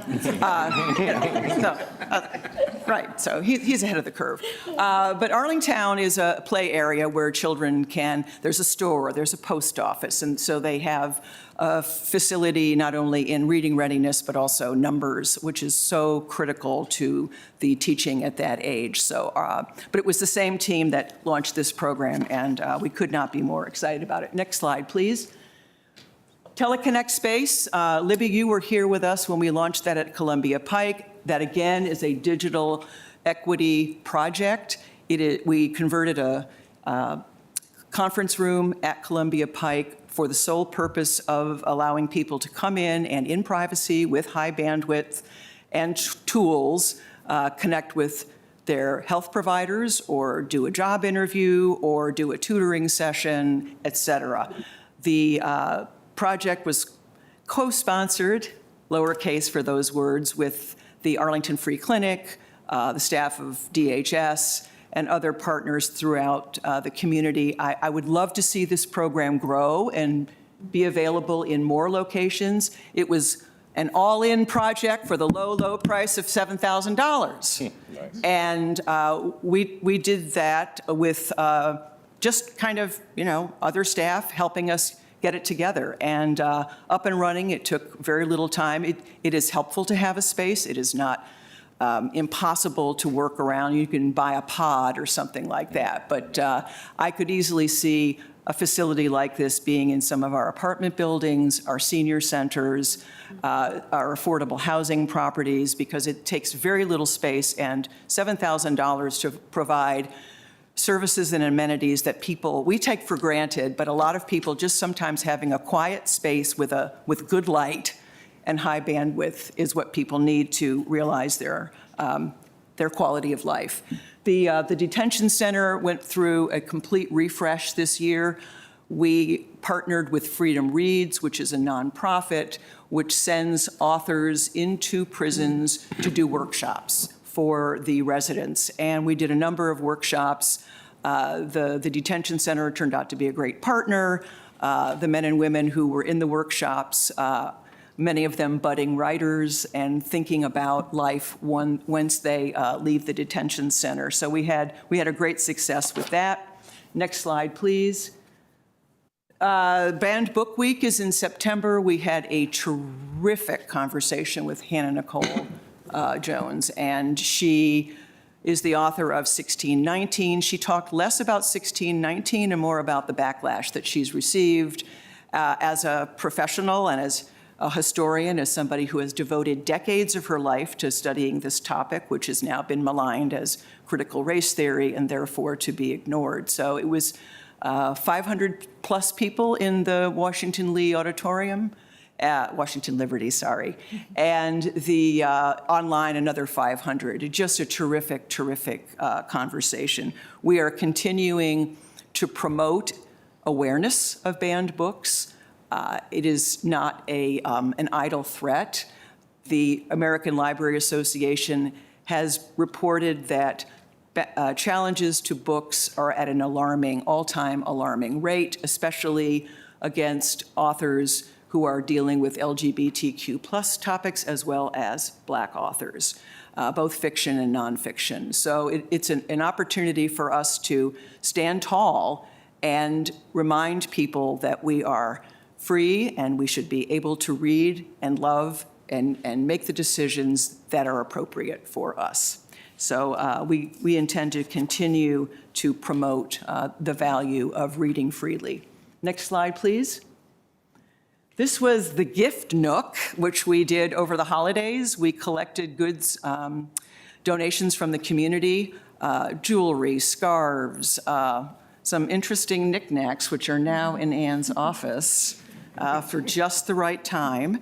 And it was a great event. It was a lot of work. It was 2 days of shopping. People who might not otherwise have had an opportunity to get gifts for family members were able to come in and shop for mom or brother or sister. I think you brought Aaron in to shop for Colin, yeah. So it was terrific. So we're hoping to do it again, but it was it was leveling the playing field, giving opportunities to people who might not otherwise have an opportunity to enjoy the holiday season. Next slide, please. Yes, the downstairs library. Woo! And Laurel Takama is here. She's the brains behind the library. So if you have suggestions about collections or programs, she's going to put a whiteboard in there. We can do whiteboards and stickies and all that kind of stuff. But we are absolutely thrilled. Many thanks to DES and the folks in other parts of the county government. Yes, it took a little bit of time, but we are absolutely thrilled with the results and looking forward to it being a full-service library with children's services. We will have a children's librarian, which is a first for us in that location, and Laurel is already making plans to connect with the children and caregivers over at Rocky Run in the afternoons. Have you ever seen that in the afternoon? It is slamming. So we're gonna, what? Slamming? Hopping? I don't know. Okay, slamming. It's popular. Thank you. We also have a DIY tool lending library downstairs for people who want to hang pictures. You can't renovate your bathroom with what we have to offer, but definitely some basic tools. Next slide, please. The Human Library. We are going to host a Human Library in April. A human library is what you could imagine it is. Check out a human. Allow me to walk in your shoes, create radical empathy, understand and increase acceptance of others. So there will be a number of live people, including yours truly, although they haven't given me my topic yet. And it'll be a day spent in conversation with people who are curious about what you might represent. So it's a program that was started in Denmark. This is our first event. It has been done previously at some libraries in the United States, but we've been wanting to do this for a couple of years. And again, it's an opportunity to show how we can build collaboration and, again, acceptance of one another and defeat some of these differences that divide us. Next slide, please. This is the app. I don't know how many of you use the app. I use it constantly. It's getting a refresh. It will be available in May. Some of the features include a Netflix-like browser. Those of you who use Netflix can, it's organized by genre, so it's easy to find something. And it's been one of our most popular innovations over the last several years. So that will release in May. Next slide, please. We also have 2 dedicated outreach librarians who are going to locations outside of the library, daycare centers, community centers, other places like Harvey Hall to meet with children and do programming. The bookmobile, we hope to get that back on the road. The pandemic obviously slowed us for some of these things, but we're eager to get going again. A couple of words about internal staff equity issues. We all, the leadership team had the training last summer. We reconstituted a diversity equity training group to focus on internal issues. Anne was part of the original GARE cohort. We now have Leonard Thompson, who is the chief of the public services, and he has a team, and they'll be looking at hidden biases and all the kinds of things that we can do better in the workplace. We still have had things like book clubs, but we haven't, because of staffing levels and our need to focus on rebuilding the staff, a significant portion of which left during the pandemic. we are now in a position to focus more on that. And I just want to give a shout out to my pal, Maria Meredith, because she created a book club on this topic a couple of years ago for ELT, and she's kept it going, and it's been a great, not only great opportunity to read and listen to podcasts we might not have experienced or learned from, but it's been a great bonding experience. So kudos to Maria for taking the steps. So before we plow ahead, I would like to take a pause, Mr. Chairman, and reflect a little bit on the issues that you raised with me last evening about programming for troubled teens. With no disrespect rather, to the gentleman from one of the Parks Commissions, it's a tough time to be a parent in Arlington. And I would like to say, before I get into some of the things that we do, I am willing to meet with parents, groups of parents, anytime, anywhere. I would love for them to come in and talk to us about how we can be most helpful. I can come up with a spate of programs. I have a spate of programs. As you appropriately mentioned, the challenge is getting the kids into them and making it interesting enough so that they'll, leave their friends or ditch their friends and come in and be in a different environment. My boys are older now, but I remember when the last thing they wanted to do was hang with me or do anything I wanted to do, and I understand that. That said, I think we all have a very serious obligation to do something because it's epidemic, and it's making visible issues that were there anyway, that the pandemic has exacerbated, like education inequities, income inequities, poverty, families where undocumented situations might cause them to remain in the shadows. And we have teen programs. Like Jane, I differentiate between teens and tweens.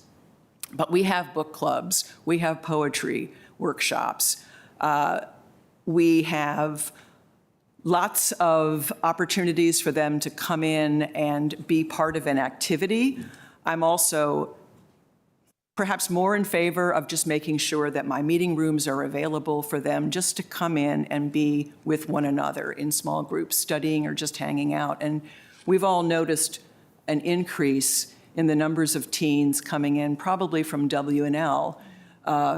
Even pre-pandemic, we had some, but now just every afternoon when school's out, groups of them are coming in. And I like to think that's because they recognize it's a safe place. We're not going to bother them. The other day I approached because I was looking for a book and they were all, shh, and I said, no, it's okay, I'm cool, it's fine. But I think we can do more of that. And I would love to talk with the parents on how we can be more accessible and meet their needs. But again, we do have lots of programs. And I will say that once kids have established that habit of coming into the library, like the Swanson kids for years have marched down the hill and gone to the Westover Library. Sometimes for mischief making, they used to climb on the roof, bit of a drag, but generally, if they've established that, it's not too hard to bring it up again. The parents also talked about literacy. Literacy Buddies, I think, is a great idea. We're going to bring back the Pause to Read program, which is great for younger children and possibly the tweens. I love the idea of the reading buddies. I would volunteer to do that. We've also talked about establishing a mentoring program. We do work with the teens when they have their senior experience, when they come and work with us for 3 weeks in late spring. We can do more of that. We have teen volunteers who work a lot with our youth services programs. Again, let's talk, let's figure it out, let's do more. We would like to renovate one of our teen areas in Central. That was supposed to be part of the renovation we did a few years ago. We ran out of money. Is that what happened? COVID. So we'd like to get back to that and get teens to come in and help design it. Furniture and the appearance of a place make a huge difference in comfort level and making teens feel welcoming. We already let them bring in food, and that was a big thing. But I think the space in Central in particular, if we could talk about a renovation of that and work with the teens to make it their space. I'm also in conversation with Michelle Isabel Stark in Cultural Affairs to use some of the facilities down in Shirlington, the podcasting tools, et cetera, to work with teens on creating some of their own content. And I have an amazing makerspace on the second floor, and we do programs, but I'd love to have the teens come in and do their own thing, like just turn it over to them. And then the final thing is we used to offer teen tech help classes for people who are old like I am and don't know how to, like, here's a Kindle, Mom. Oh, yeah. So getting that going again with some of the tech clubs. I think sometimes it's a matter of finding not only the right thing that will attract them, but giving them a sense of purpose, that they're making a contribution, that they're helping, that they're making a difference. And so we're going to double down on some of that. Next slide, please. This is the Ann Gable slide. Please notice she gives me the most dull slide, but I will accept it. So I want to draw your attention specifically to the 140 FTEs. You may remember that last year you funded phase 1 of a temporary to permanent staff conversion. That was 8.5 FTEs. And again, a reminder, prior to the pandemic, our staffing model was very reliant on temporary employees. 500 to 600 hours a week of direct public service at all of our locations was being provided by temporary employees, which has a whole host of issues associated with it. Our goal, which we're not there yet, is to have all of our regularly scheduled public service hours staffed by permanent staff. And that's to give a consistent customer service experience to any patron that comes in. That's for fairness and equity to our staff members, so the person next to you also has the same leave and benefits that you have. And it's also really to allow us to ride out labor market fluctuations. The pandemic just really caused us major staffing issues because all those temporary employees went away, and it was very difficult to find folks who wanted those jobs on the other side. It's something we're still struggling with. So I wanted to highlight that that was included, and also we're not quite there with getting a phase 2. Diane will talk about this a little bit later. I think that's some of the challenges we're facing in terms of the amount of one-time funding in our budget and where we go in terms of the strategic plan for libraries. So I will go back to Diane, who will probably go to Pete to focus on some of the areas where we have one-time collections that are funding ongoing needs. Right. So the next slide, yes, is the summary of the funding that the board has given us over the last number of years. You'll note that some years it's been more generous than others. It's all welcome. And I will say that any fluctuation has a direct impact on the wait times. And Peter will speak a little bit to our goal for this year, which was to get the wait times down to 17 weeks, which still sounds astronomical, but compared to where it was, it's quite a significant decrease. And that makes people want to use the library because they don't have to wait for months. So with that as an introduction, I'll turn it over to Peter Petruski. Sure. Next slide, please. First thing I want to say is thank you for the addition to the one-time money last fiscal year. You can really see the difference it made in the chart on the right, where in June of 2022, we were at a wait time of 30 weeks for our most popular e-materials. July, the next month, when the one-time money went into effect, we got down to fewer than 20 weeks as a wait time. So the one-time money makes an immediate and dramatic impact on our wait times. You can also see that during the pandemic in FY20 and FY21, we saw a significant increase to the number of checkouts that were e-materials. And that has remained consistent in the years since. E-material checkouts make out about 1/3 of our overall checkouts. So we have continued to reduce the wait time. Our other goal was bringing the e-content wait times in line with the print wait times. That way, our patrons could use the library collection that works best for them, not which one has the shortest wait time. And we've succeeded in that as well. As you can see, it's stabilized. We've got them in line with each other. Depending on when a really popular book comes out, like Spare, the autobiography of Prince Harry, sometimes there's a fluctuation of the wait times going up because there's high demand for one particular title, but then that stabilizes as time goes on. That was the most popular book in February, so it's still fresh on my mind. And we spend a lot of time really talking about our biggest collections, our e-content and our print collections. Another collection that I want to highlight, because the library is more than just books, is our American Girl Dolls collection. We are celebrating 10 years this month of the American Girl Doll collection at Arlington Public Library. In March of 2013, we started with 4 American Girl Dolls. We now have 61 in our collection. They are the single most popular item in our collection. They're constantly checked out. And for us, things like the American Girl Dolls, along with the reduced wait times, really speak to equity in our community. People who may only have one doll at home, they may have no dolls at home, now they can come to the library and have a plethora of choices. And we look at our overall collection that same way. We really want people to come in, see a reasonable wait time, and say, okay, I expect to wait a little bit at the library. I'm willing to wait 15, 17 weeks. It's a vast improvement over the 35 to 30 that it was previously. Do you want to make a note about the streaming services? Yes, one of the most requested services from our community was streaming movies. We've been working on that for a while now. I'm happy to say that we signed the contract this month, so we will be launching a streaming movie collection for our community before the end of this fiscal year. We're aiming for the end of April. Next slide, please. Key budget considerations.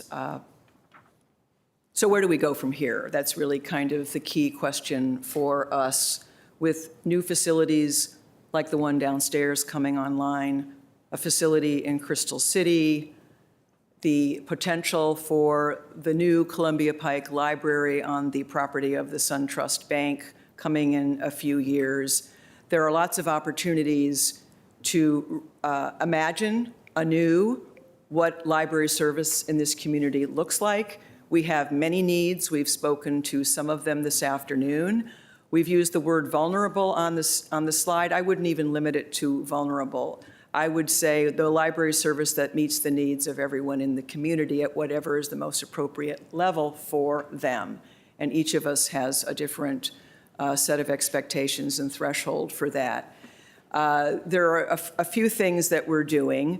We are continuing to track the cost of collections, and we will continue to advocate for more money for the collections, because that is the single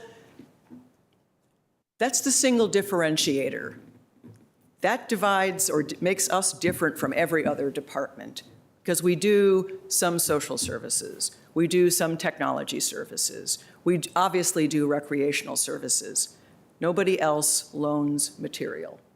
And that's very important to what we want to continue to do. So that has to be part of our vision. The staffing model Ann spoke to, we have been struggling, frankly, to maintain a high level of service at all of our locations for a number of years, even pre-pandemic, because the needs are great and the needs are different across the community. We're looking to have a planning process. We can call it a visioning, a community dialogue, a series of community dialogues, which we are beginning to plan for, as in, what's the scope? Are we looking also at facilities, at neighborhoods? Who should be on the committee? We're looking to hire a consultant to work with us, there are many who have worked with libraries. St. Paul, they're always involved in a strategic planning process. I don't know what's going on up there, but they do this all the time. So we're looking at a number of consultants to come in and work with us. I know a number of department directors have already reached out to me saying that they would like to be included at some phase, members of the community similarly. So we're going to take the next couple of months to think about how we can make this conversation happen. Obviously, there will be surveys and focus groups, but what do we really want to achieve? You know, what's the problem we're trying to solve? And what will this effort lead us to? And if we're lucky, have some recommendations to be able to share at next year's board session. But I think the time is now to consider who we are and what we're about in the community and how we can best meet the needs given everything that everyone is dealing with. More complexity, significant poverty, opioid epidemics, loneliness, depression, schools that are overwhelmed a lot of the time. And we haven't really talked about schools this afternoon. So we're looking forward to the process. We think it'll teach us a lot. And with that, I will close and invite questions. Thank you very much for your attention. It's, again, always a pleasure for us to be here. Thank you. Thank you very much. So colleagues, we do not have any advisory commissions to comment on library, so we can begin with the Q&A and discussion. I'll start us off. So what's the, what are the best practices in the industry for amount of time for popular titles to be available? So we're at the 17, it's better than we were, but what's the ideal? I'd have to do a little bit of research to give you a definitive answer on the best practices. We've been aiming for somewhere between 8 and 12 weeks. Okay. There is kind of an expectation with a shared community resource like a library collection that there is some amount of wait time. So a wait time of 0 weeks, probably not practical. Right. But what we were aiming for is between 8 to 10. Yeah, I just, it seems to me that if we're thinking about all of these principles, especially reaching teens and young people, at the rate that we are, they could put something on hold, and if it's a popular title, they could be halfway through their school year before it may become available. That didn't seem to be making a whole lot of sense. So if you could give us in some supplemental follow-up, both what the best practice is, and then what's the amount of funding that it would take to actually get there, that would be very much appreciated. It's also a question, too, of balancing, not buying 300 copies of spare Right. because in the moment we have that demand, because a couple of months later, if there's a God, there won't be that demand, okay? So Harry's fine. I mean, he's fine. But it's that kind of balancing. And the balancing of those of us who have the resources to go out and buy the book and not worry about it, and what the impact that it has on the wait times, as well as the collection turnover rate, which is the number of times a book is checked out. We do a lot of examining and checking in on our collections, like what's moving and what isn't, and what are we going to do about it. So it's really, we like to say in the collections business, it's more art than science. Yes, there are best practices, and we would like to, as you noted, Peter, get back to you on that. But just, I will say again, we are so grateful that we were able to get it down to this level, because it was really tough. And I have been in the library when I've been browsing myself, and I've overheard a parent saying to a child, not a child, but like a teen, oh yeah, no, they don't have a good enough collection in this area. That's upsetting. I will say that we have 24,000 graphic novels, so we have a huge collection of those. I know. So if you have young people, and they count, they're also literature, they count. They're not just comic books. They tackle very, very serious topics, as do all of the YA. We have great YA librarians. So great question, and we'll get back to you. Thank you. Ms. Crystal. I had a really similar question, which is I wondered, this may be more of a thought for this upcoming strategic visioning community dialogue, love all of it. I'm thinking, especially following on the heels of DPR, how helpful it was with the Public Spaces Master Plan to come up with levels of service, which I know they did by surveying, by benchmarking to peer communities, and looking at whatever might be, industry standard or industry best practice. So obviously that's not the type of thing you all would be able to come back to us with during budget season, but I would love to see that be part of this upcoming group. Is, what are the expectations for our peer library systems? What is, again, that sort of extensive surveying of the community, which sounds like it's on tap anyway. Right. It gives us a sense of what we're driving towards, right? Right. Because I loved your point that we can never get to 0 wait times. And as you noted, Ms. Kresh, that we don't want to find ourselves in an overabundance of spare when that's no longer on trend anymore either. That's right. But having some sense of, what expectations look like in communities like ours, et cetera. cetera, I think could be really helpful. The other area where I think that sort of level of service mentality could be really helpful is in the siting decisions, right? What is our expectation about how proximate somebody should be to a library by public transit or walking or that type of thing? That work was just, I, as a decision maker, found that so helpful that DPR had gone through that in making sure that we were more equitable in our decisions and had that North Star. I think the slide that addressed the key considerations did indicate that we really haven't changed from the original sightings from 1950. And I know that may sound astonishing, but the community has changed significantly. I first moved to this community in 1958, and it is, it's largely different from when it was then. And are the locations the right locations? And if not, what are we going to do about it? And what's the appetite of both the community to work with us as well as all of you? And we've had some conversations in the past. I understand the luxury of having a library right across the street. 60,000 people by the census are not going to have the library across the street. The other point, Ms. Crystal, is I'll go back to the St. Paul folks. Back in like 2008, they did scenario planning. This will be an express library, and this will be this kind of library, and this will be a neighborhood library. And we could certainly consider those kinds of models where it's not the cookie cutter, every single library looks just like this. It meets the needs of the neighborhood and taking into consideration things like where are the schools? What's the public transportation like? Most of the time, I think we get too worried about things like parking. Not that parking is unimportant, but there are other considerations, and we're certainly hoping that this process will allow us to be thoughtful about the many, many ways we can approach providing library service across the county. Thank you. Mr. DeFerranti. Thank you for the presentation, and I found a few minutes to go downstairs and actually sit in the library and read, and hadn't done that in a while. So I'm very excited about the space downstairs and all the work. I guess it's part question, part thought. Just mindful of the work that the last 18 months have been in terms of the employee shift to full-time. And I'll stay in my lane, but I'll also say that, every person that fits and stays is a huge addition. And just thank you for all the time that you're putting into that.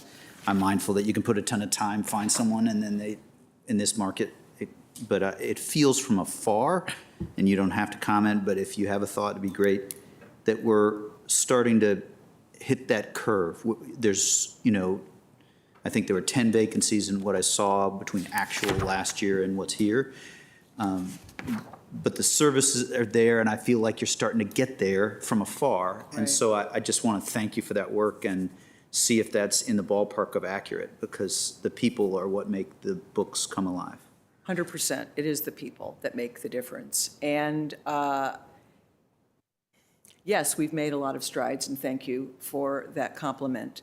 That said, one of the other things that happened with the pandemic is that people made different life choices, and they decided maybe they weren't cut out for public service. So we had a huge drain in our public service staff, not just the temps, but a number of formerly permanent staff who decided they wanted to do something else.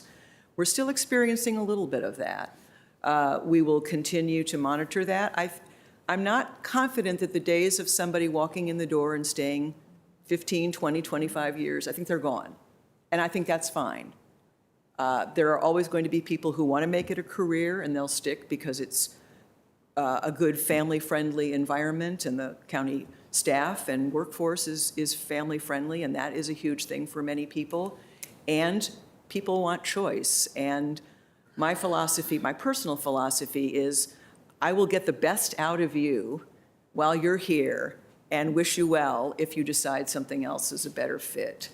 And, so that's sort of an answer for you, Mr. DeFerranti, but I think we have to be realistic about workforce expectations going forward. The balance between working at home and coming into the library. I mean, many of our positions, not all of them, but many of them are direct public service. And then you get into equity issues of people wanting more flexibility to work from home, and there isn't always that kind of flexibility. But again, during this revisioning process, we may surprise ourselves with some other kinds of ways to provide service while giving people the time they need to have the work-life balance that they want. Thank you very much. You're welcome. All right, Ms. Garvey.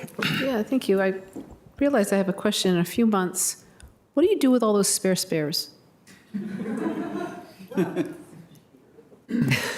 The spares are sent to a nice farm upstate to live out the rest of their life.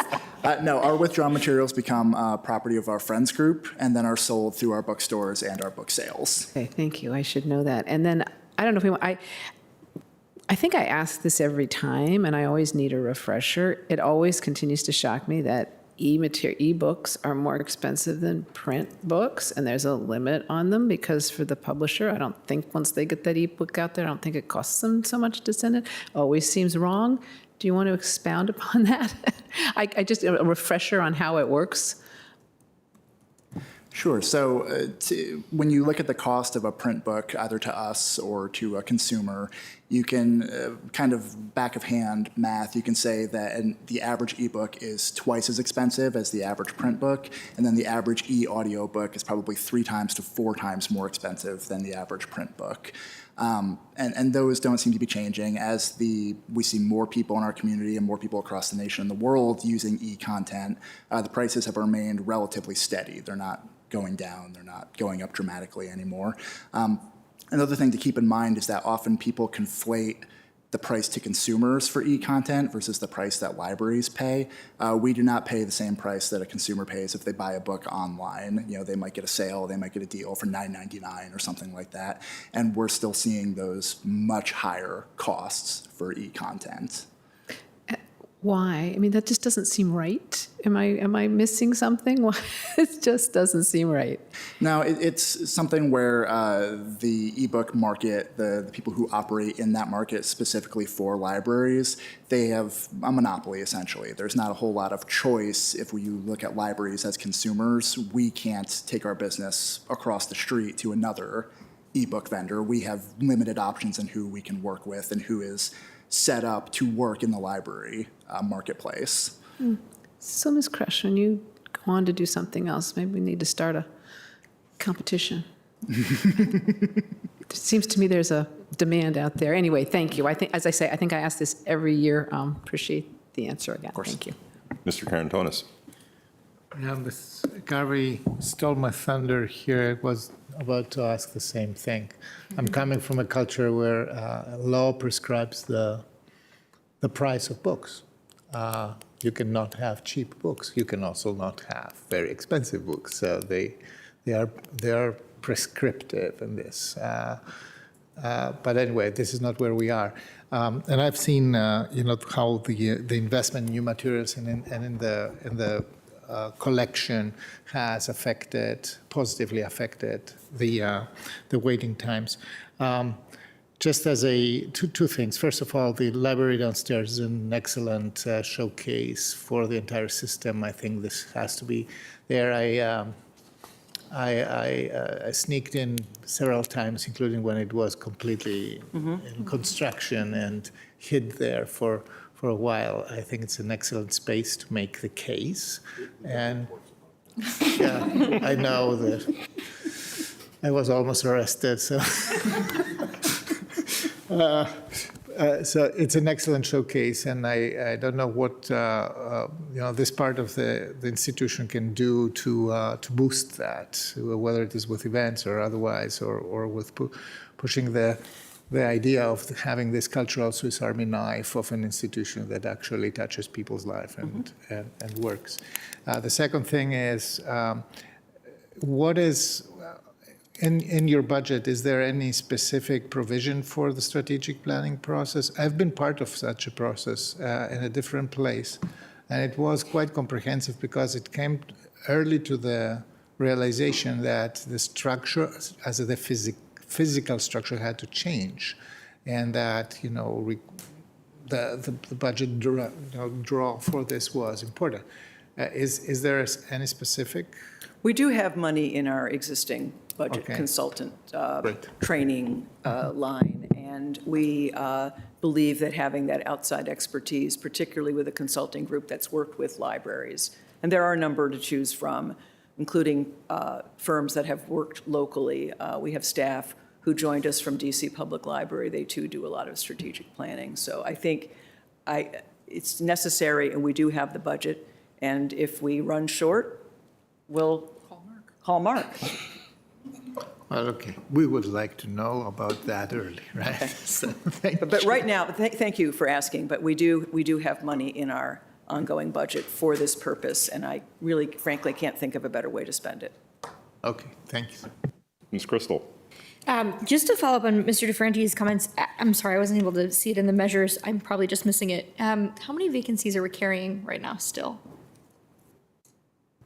I can get back to you with the exact number. I'd say in the neighborhood of 10 to 12. Okay, that's terrific, especially. It's a lot better than it was. I do feel we've turned the corner. It's just the corner looks different Less than it used than to. 10%. Yeah, that's It is. huge. I will say, though, to be a little bit of a Debbie Downer, I mean, a couple of those situations where we made the offer, the person came and said, this really doesn't work for me. And so then you have to start the process all over again if you didn't have enough people in the applicant pool to just, use the same certification list and go to the next candidate. There's lots of choice out there, and we were up against a lot of other municipalities hiring for libraries at the same time. And I think fit is absolutely important. We want people to want us and to feel like it's the right environment. So if it takes a little longer, yeah, that's stressful, but I think in the long run, we're better off. Thank you. I know that was such a challenge coming out of the pandemic, right? I remember dealing with a lot of those concerns. There were sort of widespread sense that, we were staying closed because of the pandemic, and in fact, it was those staffing shortages. I'm delighted we're out of the woods, to some extent, at least on the worst of that. I also, since you always inspire levels of creativity from the board, I wanted to note, with the Bosman branch now open, one department of many that you have partnered with, one department you have not, perhaps, is the county board office, which I raise because I have had citizens suggest that they would love to be able to both comment at the county board meeting and take their child to story time after. And obviously, it's very important to know that story time and children's activities are not daycare. You cannot leave your kid there. But it is an excellent opportunity, perhaps, for parents to participate in the civic process, as well as enjoy those childhood programming offerings. So I loved that idea and thought I would pass it on. And yeah. After Mrs. Although we also invite parents to bring their children to provide public testimony. I mean, that's This sounds a little crazy. It's possible story time might be a little more engaging than a county board meeting. for yourself, Ms. Crystal. I would like to know, I don't know the date next month, but there'll be story time with the county manager, and county board members could also sign up for doing story time What's the in the date? library here. It's April 12th. April 12th, story time with the county manager, They all but want to do it, guys. Oh, yeah, we do. I'd love to do story time. The school Okay. stopped asking with the pandemic. Okay, well, we'll make it happen. I mean, I'm playing guitar and singing next week. You want to come and join me for that? Very nice, very nice. What are you singing? What, I am. I do. I play guitar and I sing. Well, it looks That's like for the spring open house next Wednesday, I believe. Send us the info. No, I'm talking about the spring open house for YS. Yes, and April 12, yeah, Mark, yeah. And if any of you wants to do that, we'd be happy to have you. Be great, thank you. Fun to have a Thank you. regular thing downstairs. Yes. that'd be So Yeah, we I sign think up we'll for it. go ahead and close this, and let me just thank you a lot. Yeah. One, we're just thrilled that you've been able to aggressively rebound from some deep COVID challenges. It's really kind of remarkable. Continue to be awed and applaud your innovation. The concept of the human library seems incredibly cool. So we look forward to finding ways to participate, help, support you in the work. It's really just such value added to the community. And it also must be said, we know that even though Arlington has certainly not experienced the worst of it, you're not immune to some of the Correct. culture wars which have Correct. implicated libraries. So I just want you to know that you have our support. You let us know how Okay. we can help if We that will. is needed. And as always, if you can relay our thanks to the Friends for the wonderful, Will do so. incredibly important literature that they provide us. We are grateful, and so thank you all. Thank you very much. We appreciate it. Thank you. It's so cool how well this book is done. Yeah, yeah. Fun. Yeah. Yeah, no, it's a great story. It's a great story.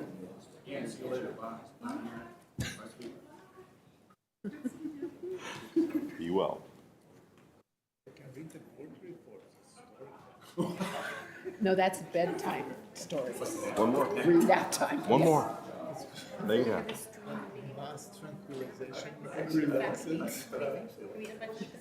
Oh, yeah. It could be a streaming service that we offer anytime. Let's go for 5:45.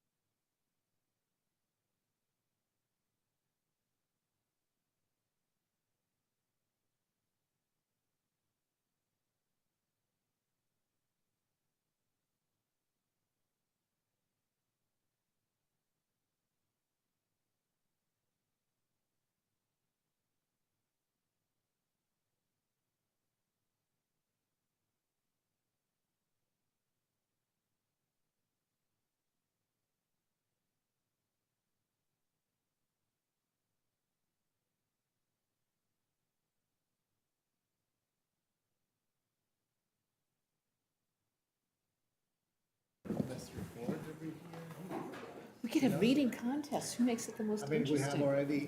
Over to you. Thank you, Mr. Chair. Before we begin our conversation on compensation, I did want to take a minute. We, 2 years ago, had a barrier analysis and wanted to use this as an opportunity to give you an update. Marcy's going to go into more detail, but we had the barrier analysis completed in 2021 and made recommendations and identified strategies to reduce barriers for BIPOC employees and also improve practices that would benefit the entire workforce. And the analysis focused on 4 areas: recruitment and hiring, promotion and salary, training and development, and culture and retention. So, I've said this many times, all county employees have a responsibility to identify and know those strategies and work on them in those 4 areas, and establishing the goals and programs to incorporate our commitment to equity, diversity, inclusion, and belonging is a joint effort that Human Resources has been leading, along with our staff from the Office of Human Rights and our team that focuses on racial equity. The community received a briefing from Samia and Amber at the county board meeting 2 months ago on our work on racial equity.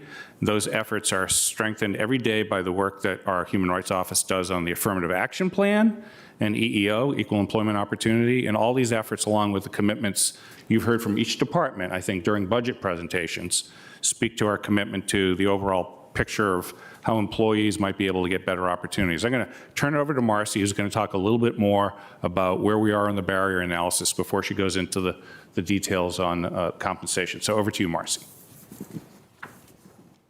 Well, first, thanks for having us all here. I didn't bring gifts, but I might take credit for the cookies for at least one of you who got out there to get a cookie. I do have my staff here who's been working on the barrier analysis as well as compensation, recruitment, all the things you've probably been hearing about for weeks.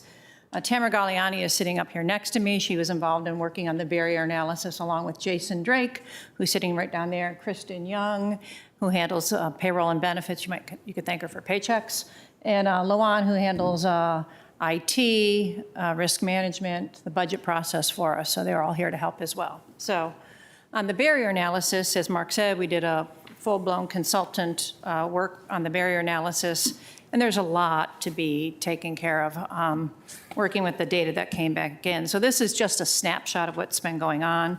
As you can see, we had to change the approval process for training. We heard a number of times it's too hard to get through the approval process to get into training. Depending on the size of the department, you had multiple levels of approval for the training. So the training is coming straight to HR now, which gives us the ability to see the pool of candidates who want to take the training, make sure we have the right number of offerings so everybody can get into those programs, and kind of move the process along much more quickly than going through multiple levels in the larger department. It also ensures equity across the organization so we can make sure everybody has an opportunity to get into those programs.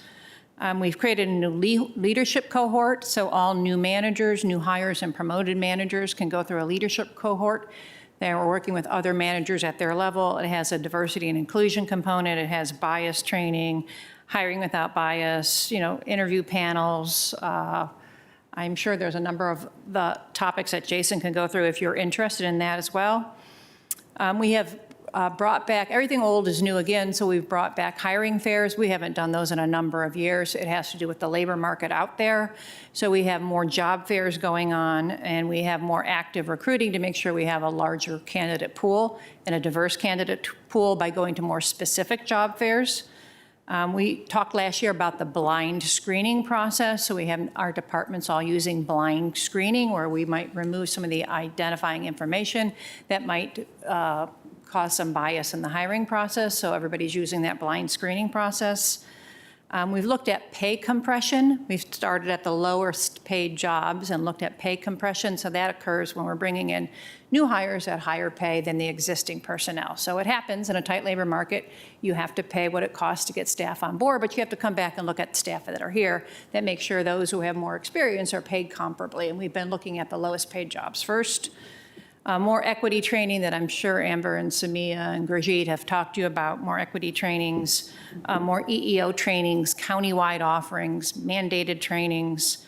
And we're looking at doing more with our career development website. We do have a career development website, but it all leads to more requests for mentorships and coaching. So we're making sure that we can make those offerings available to more staff as well. And then we keep looking at the required skills for job classes to make sure we don't have barriers out there that we don't need. Some jobs may not require a 4-year degree, may not require an advanced degree. So we're making sure that's a long process. So we're kind of at the beginning stages of that. But that's all ongoing, and we're happy to answer any questions as this goes along. If not, we'll just move on to a little bit more on comp and benefits.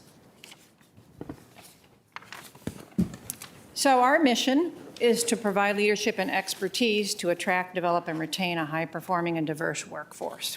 As somebody has said before, we're only as good as our employees are, so we want to make sure we can keep bringing in employees. It gets more challenging these days, but we're hoping to keep at it, and the number of job fairs has probably doubled this year over last year. So we're doing the best we can, but there are fewer people out there, and we just got to make sure that they find Arlington a place that they want to work.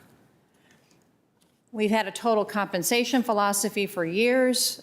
It was worked on with the board a number of years ago. It may be time to look at that again, but here's a snippet of our total compensation philosophy. We have the full philosophy if anybody needs to see it, but we recognize our employees are the foundation of our success, and we want to offer meaningful and well-rounded total compensation that provides fair pay, competitive pay, and benefit and retirement options, along with all the other things that make this a complete job, the work environment, the opportunities to advance, to train. A snapshot of the manager's recommendations for fiscal year '24. Non-bargaining unit employees would have a range movement, and their pay range is a 4.5%, with a 4.5% merit increase, assuming they've met expectations. Pay for performance has always been slightly higher because you have the ability to have pay at risk. So the pay increases range from 0 to 7. The budget is 4.75% for pay for performance. The skilled labor and trades collective bargaining group will have a range movement of 4.5% with a pay increase on their anniversary date of 4.5. ACOP and IAFF, as you know, are still a little in process, but ACOP was awarded a 10% range movement with a 10% merit increase. IAFF, a 4.5% range movement with a 4.5% merit increase. And the sheriff, the manager is proposing an 8.5% range movement with an 8.5% merit increase. All of those are meeting expectations as well. Bonuses, one-time bonuses, gross bonuses of $2,000. They are prorated for part-time And they do not go to temporaries or ACOP. Okay, next slide. Across the region, we just probably were gathering some of these last week as it became known. The difference here is most of our competitors, and these are our competitors in our named philosophy, are providing a COLA adjustment this year. Normally, it's usually just Fairfax, but the others have upped the ante a little bit and put in a COLA increase.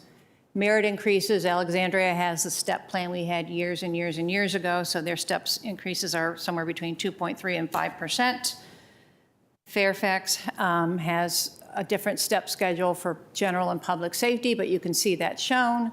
And Prince William has a 3% increase, whether you're general or public safety. Now that gets added to their COLA. So for example, public safety in Fairfax would get a 2% COLA plus a 5% step unless they were at the max of their ranges, because their ranges are not moving quite as much as our ranges are moving. But our range movement is shown as well.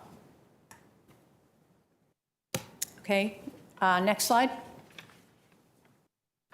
The compensation maintenance plan you've been hearing about for years. We have been working on it for years. It was a 4-year plan that probably got stretched out a little bit during COVID into a 6 or 7 year plan, but we're wrapping it up. We have 4 groups coming in '24, and the final one, we call it the MAPS, is the pay for performance group. So directors, deputy directors, and there's probably a few others in the MAP programs. But those will be wrapping up in the next 12 to 18 months. We'll probably hit pause and re-examine where we need to go at that point in time. But you always want to stay competitive in the market, so there always should be some type of comp maintenance plan. Next slide. I know you've all heard about recruitment concerns. There's compensation concerns. Anytime there's a tight labor market, recruitments take a little bit longer and demand higher salaries. So we've noticed that we have half the number of applicants that we normally have. There are just fewer people out there walking around looking for jobs at this point in time. There are a lot of opportunities. So we do have to pay higher salaries, and then we do have to circle back and make sure we're paying that similar salary to those who are already here, who've been performing for us admirably for years and years and years. So that higher starting salary leads to that compression that we mentioned earlier. And if we can't address compression, managers will come back and ask for individual pay studies, which is a less efficient way to go. So if we can look at a larger pool at one time, it's just the easier way to handle or spend those dollars. But we keep our eyes on that. And we know in the other regions what they're up to. They have been very competitive down in Prince William. Fairfax might be a little bit more like us, but there's always Loudoun will be a player shortly. And so we keep our eyes on what's going on in that region. Next slide. Turnover. I know you'll hear a lot about turnover. We have separated it by uniformed and general, and turnover without retirement. It is up. It is not up substantially, but it is up. And you can see it's kind of consistent on where it is up. So general is up as well as public safety. It's not, nobody is immune to turnover. Retirements are kind of your known turnover, although people spontaneously retire. We can't always see it. They do not all get into the drop plan and send up that red flag.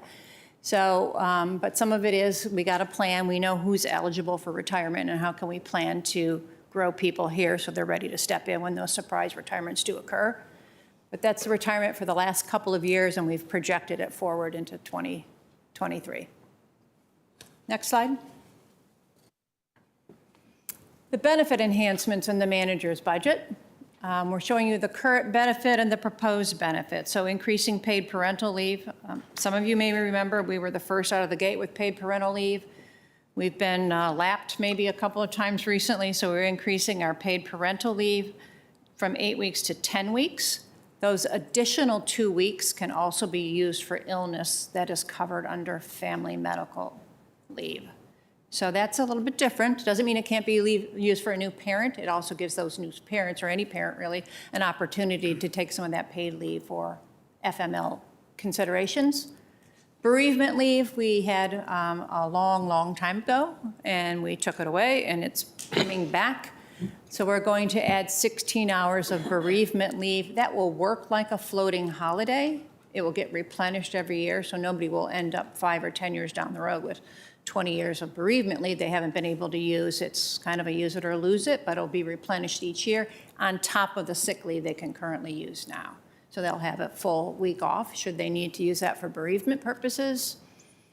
The dependent care match, which we implemented several years ago because it's hard to find childcare in this region, is going to be increased from $1,500 to $2,000. So that's from the county. If the parent is able to put that money aside, the county will match it. Adoption assistance from $5,000 to $9,000. So those who want to adopt, take somebody into their home, that would barely cover a fraction of what it costs to adopt a child. The health spending account contribution. The health spending account goes with our high deductible health plan, which we just rolled out a couple of years ago during COVID.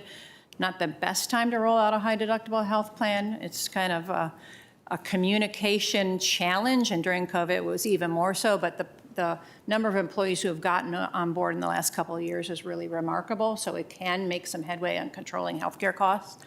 But we've increased the health spending contribution from the county, and that helps offset some of the costs on the high deductible side of that plan. And changing the drop from 3 years to 4 years. So that is meant to help with retention because it is hard to recruit. We're leaving some of our most trained, senior, best and brightest employees leave after 3 years. If we can keep them another year, not so much cause the inability to move up, but to buy us some time to get some of those pipelines filled so we can develop our staff and they can step into those senior level jobs. Next slide. Talk briefly about health care. We do have multiple plans that we offer, as does everybody in the region. You can see on this slide, we are still doing quite well on our premiums. We have not increased them in a couple of years, nor did anybody else in the region, but now you can see Alexandria, Prince William are kind of forced to increase some of their health care costs above what we are doing along with Fairfax. The cost sharing is pretty similar across the region. With Alexandria and us having the same cost sharing, very similar to Fairfax, and Prince William has a generous individual contribution where they pick up 95% of the cost. But we want to make sure when we look in totality with pay and our other benefit package that we're competitive. Next slide. Our employee assistance program, you may have heard that we're bringing it in-house into a hybrid model. Talk about people that are hard to recruit and retain. Our EAP staff had some turnover as well, and getting that replenished is difficult. So we have contracted with Cigna to broaden our coverage with Cigna. It will be, all employees can use it. It's just not Cigna employees. So anybody who uses Kaiser or does not use our health plan can use that program. And then we've moved some of the resources that were many, many years ago under the county, and then we moved them to shared resources with APS are coming back to service. So Kathy Young, who many of you may have known, is here on site, and there's a part-time person as well, supporting the Cigna contract and is supporting employees in more immediate needs should they not be able to get in to see a Cigna provider as quickly. They do a lot of emergency services. They can still do telehealth, all the things they did during the pandemic, but they are here on site as well. Live Where You Work grants, a little update. We did change the program last year, and the grants were not a flat grant. They were a different level of grant, the maximum grant being $25,000. We changed the commitment to stay from 3 years to 5 years.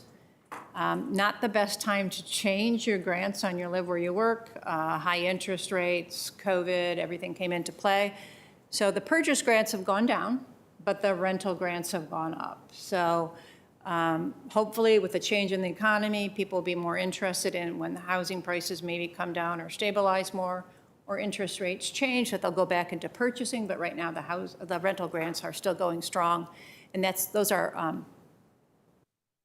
partial year numbers. So the rental grants may totally surpass last year's. Next slide. Organizational development, or something we might have called training years and years and years ago. Greater accessibility to an online course catalog, thousands of courses. We are happy to share any of that information with you, but employees could take 24/7 training. So even if the work schedule was keeping them from doing that before, they can go home and get online and take a great number of courses, whether they're leadership development or diversity or taking another language. There's a huge cadre of courses available. On average, employees are taking more courses than they did the last year. And interestingly enough, the top courses are all in leadership and leadership development, with diversity and inclusion coming in third, and technology kind of filling in the middle piece as well. As I mentioned earlier, we're really going to try to focus on mentorship and coaching, because that gets employees more of the information they need, holding their hand, showing them what kind of courses they maybe need to step into those future jobs. And as part of organizational development, our ERGs are all handled out of that organization. So we have 9 ERGs. There's another one in the works. And there's probably some even further down the pike, but that's a body of work that some HR staff work with to make sure that they can stay engaged, help out, feel like they're adding to the diversity and inclusion of the organization. And that's the end of the slide presentation. There's a full compensation philosophy, which we may have to reword at some point in time. We are happy to address any questions.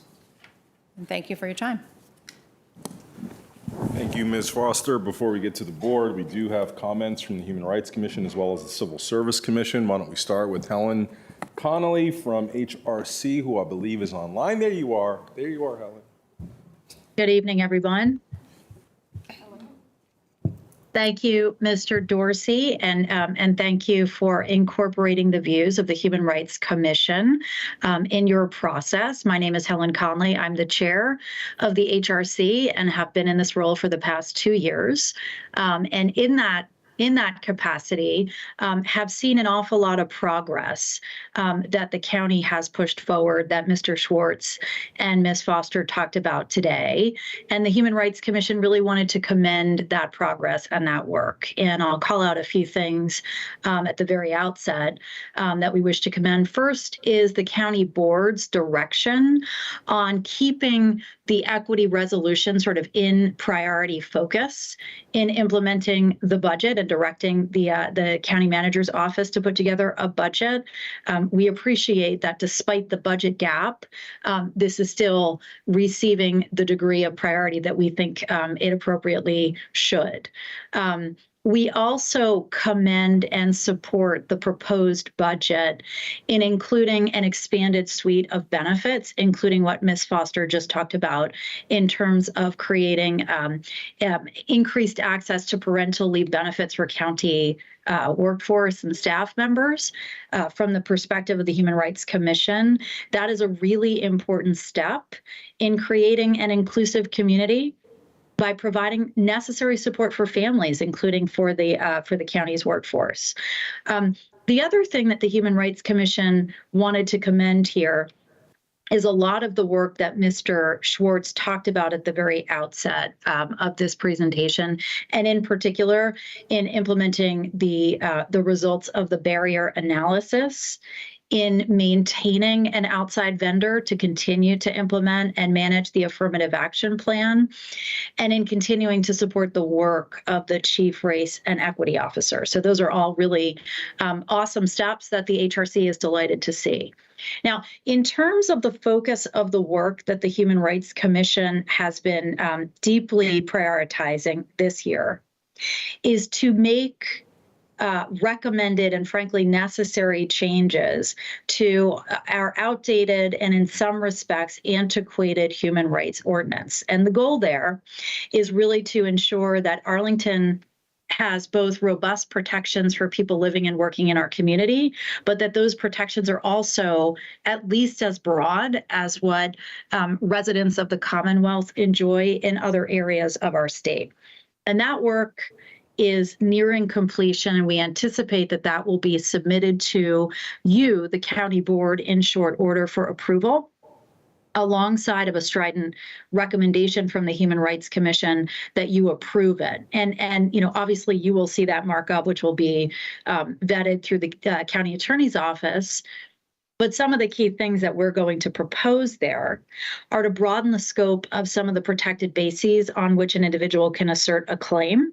And this is going to include things like source of funds in the housing context. I know we talked about this last year. You guys have heard about this from the Housing Commission. We're going to propose recommended changes to protect persons with disabilities in the Commonwealth and correct some of the antiquated language in the ordinance around that. And we're also going to recommend and propose that the ordinance scope is broadened to pick up the county workforce as well as schools as being jurisdictionally covered thereunder. Okay, so that's the focus of the Human Rights Commission and its work this year. So how that relates to budget and the exercise that you guys are doing now is, in our view, right, we just want to ensure that the budget has the necessary room and scope to ensure that the internal office's human rights, human resources, the work under the Chief Race and Equity Officers organization can implement any of these necessary changes that might result from the proposed changes to the ordinance, right? And so, this is going to include continuing to do the training, the retention, the recruiting, and the promotion work that Mr. Schwartz was talking about.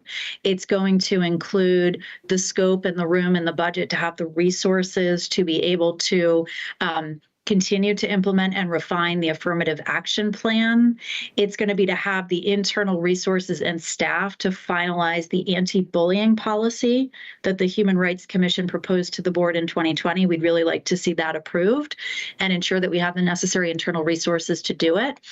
And then, a related point to this, as we talk about expanded protections for persons in the county, is we heard a little bit about this before when we were talking about Parks and Rec, but it's to ensure that people who are not primarily English speakers can access these services.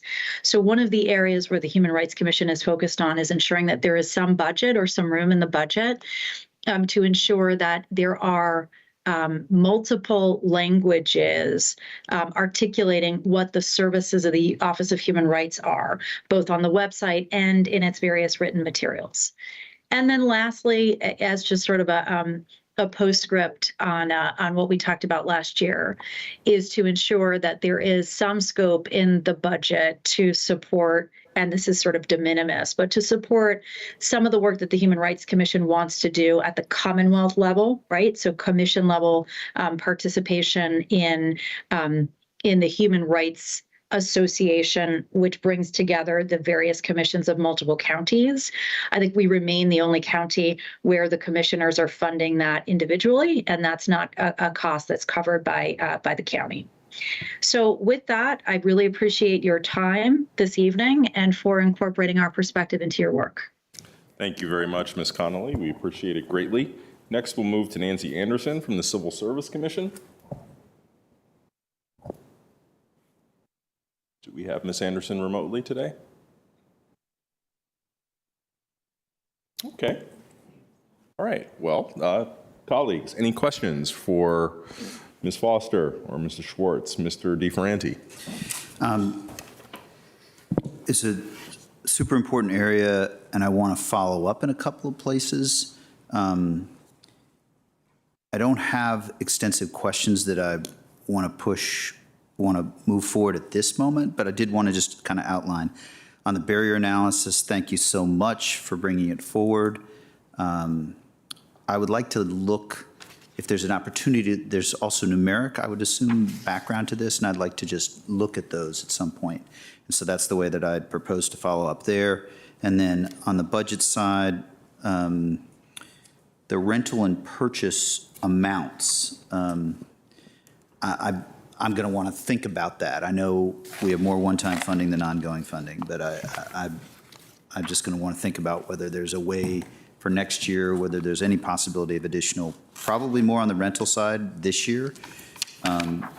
So I may also need a little bit of background as to the levels of 1,000 and 2,000, what we've been at, and that piece for those earning under 72,000. But thanks very much for the presentation, and the fact that I don't have a long question doesn't mean that 80% of our budget is people, and this is super important, and having, colleagues and on our county team that love what they're doing and it's a natural fit is a thing that you can't easily fake. And so it's super important. Thanks. Thank you, Mr. Karantonis. Thank you, Mr. Chair, and thank you for the presentation. Always very insightful and very thought-provoking. So on the live where you work grants, et cetera, so do I understand it correctly that what is happening here on the purchase side of fiscal year 23 year to date, that this uptake is because we extended the requirement to 5 years stay, or do I understand it wrong? So I think the housing grants have not had the interest that they've had in the past because of the price of housing and the mortgage rates. It's so high. Right. I don't think that has anything to do with the 5 years. I just think it's the environment, the economic environment we're in right now. The rental grants, I don't think they have the 5-year requirement. They do not have a 5-year requirement. So I think and it's a lot of public safety, maybe police more than anyone, using those rental grants. So they're willing to come into the community, use the grant, perhaps buy some time till they can buy that house. But there is not a 5-year requirement on the grants for rentals. Yeah. It's quite impressive that it collapses like that. I mean, this is from 21 to 8 to 1 to 2 in just 3 years. This gives me a lot of pause. I need to, maybe I will follow up on Maybe we digging a can little bit correlate deeper it on with the this. price of housing over that same time frame as well. We have been receiving in other contexts a lot of testimony and on live where you work, especially for county employees and teachers specifically. The second question is on disabilities. So I had a conversation recently. The federal government, even the Commonwealth of Virginia, have provided special authority to hire people with disabilities in a more, expeditious way if they qualify. Is this something that we have or we would contemplate having at some point? So the General Assembly did pass, or I guess expanded some of their language around persons with disabilities and veteran status in hiring. We're not like the federal government though, where they have like a point system and we add points. So we are, the language is consider. So we are trying to figure out how to make that a more standardized practice. But right now we simply ask for that status when we're hiring. So we are working with the county attorney's office to figure out how we can expand or standardize, I guess, how we would consider those Okay, statuses. that's good to know. We may revisit that. Thank you. Ms. Crystal. Sure. I wanted to echo the thanks on the barrier analysis. And I wanted to also thank, if we still have Chair Connolly with us, the Human Rights Commission, I know, has really stayed with us and advocating on that over really a period of years, maybe 6 or 7 at this point, including conducting a new one when the previous results proved not as robust as we would have hoped. I really appreciate the county manager prioritizing that, and particularly you, Ms. Foster, and your team. It is so heartening to know that we now have an analysis with just really robust recommendations, and to see some of the ways in which those are being implemented suggests to me that time and advocacy was well spent indeed. Similarly, wanted to give thanks for the work that I know you have been doing with our public safety unions in trying to migrate towards a step and grade system, which I know is a priority for them. I know that work is by no means complete, but I have really appreciated, and I know my colleagues have all heard appreciation from the public sector unions for the time spent, at least to date. One question, we talked last year, and in fact gave some direction last year about encouraging the manager to look at benefits and particularly retirement holistically. I know, speaking of our public safety unions, they have expressed strongly that they would like the retirement system as articulated to stay in place for public safety, which is their prerogative and I respect. But for general employees, I continue to think there may be some opportunity to say, with this basket of dollars, can we be offering a more competitive package, particularly as you look at the younger 2 generations now that are in the workforce and may have different priorities and a generous retirement benefit. What is the status of that? Are we going to get to that in fiscal -- Is it likely to happen in fiscal '24? Sure. We just rolled out the invites to a group to work on that. We have been calling it the Basket of Goods Committee. We have a consultant in place. Those meetings will take place over the next 3 or 4 months. Public safety is not involved in those at the moment. That might be where the biggest bang for your buck is in the public safety world, but that doesn't mean we can't make some changes in the general population that gives them the basket of goods that is most beneficial for them, and maybe it expands the basket of goods and lets them pick and choose things differently. But over the next several months, we probably have about 10 or 12 staff working with a consultant to understand what we currently have and how they might make suggestions or improvements so the future workforce can have the opportunities or the options that would be most meaningful for them. That's great. I'm so heartened to hear that, and I'll look forward to hearing some of the things we learn. Thank you. Ms. Garvey. Yeah, I thought this issue that the Human Rights Commission raised of not covering the participation in this statewide group, I think we did that. I think we covered that before. What's happening there? Yeah. Last year. But, okay, well, that's fine. Let's. I think there may be a communication issue. Yes, thank you. All right, we will follow up. Another question. Thank you. And I think I heard you say that you're moving EAP out of working with APS, that we're separating out. Could you talk about that a little bit? Because I remember when it went together and it was a big deal. So, and what's APS doing? Sure. So during COVID, as anyone had struggled with difficulties in getting the right staffing, right resources, and sharing those resources, schools kind of moved off and perhaps did their own thing with their health plan and added some expanded coverage for EAP services under their plan. They didn't want the staffing model that they had. We do need those resources. We need them, more than anybody else probably at this point in time. But we also expanded our Cigna offering, like the schools did, so that we can get more services for all employees, just not those under the Cigna contract. We also didn't want to let the resources that we had under our employment, like Kathy Young, who's been with us longer than I have, not have an opportunity to come back and work with us. She's bringing a half of a staff person with her. Schools is keeping some of the staff that they hired to manage their Cigna contract. So it's a very similar model to what APS has. It's just separate at this point in time. Doesn't mean we wouldn't share those resources in the event of a tragedy at the school, or they wouldn't share their resources with us. But we wanted to make sure we can expand what we offer through a Cigna contract, yet keep the resources that we know and love who are here on a daily basis that can respond in the event of an emergency, and keep working with staff that they've been working with for years and years and years and years. But there is some savings to going down this road, in that we don't have a building that we have to fund.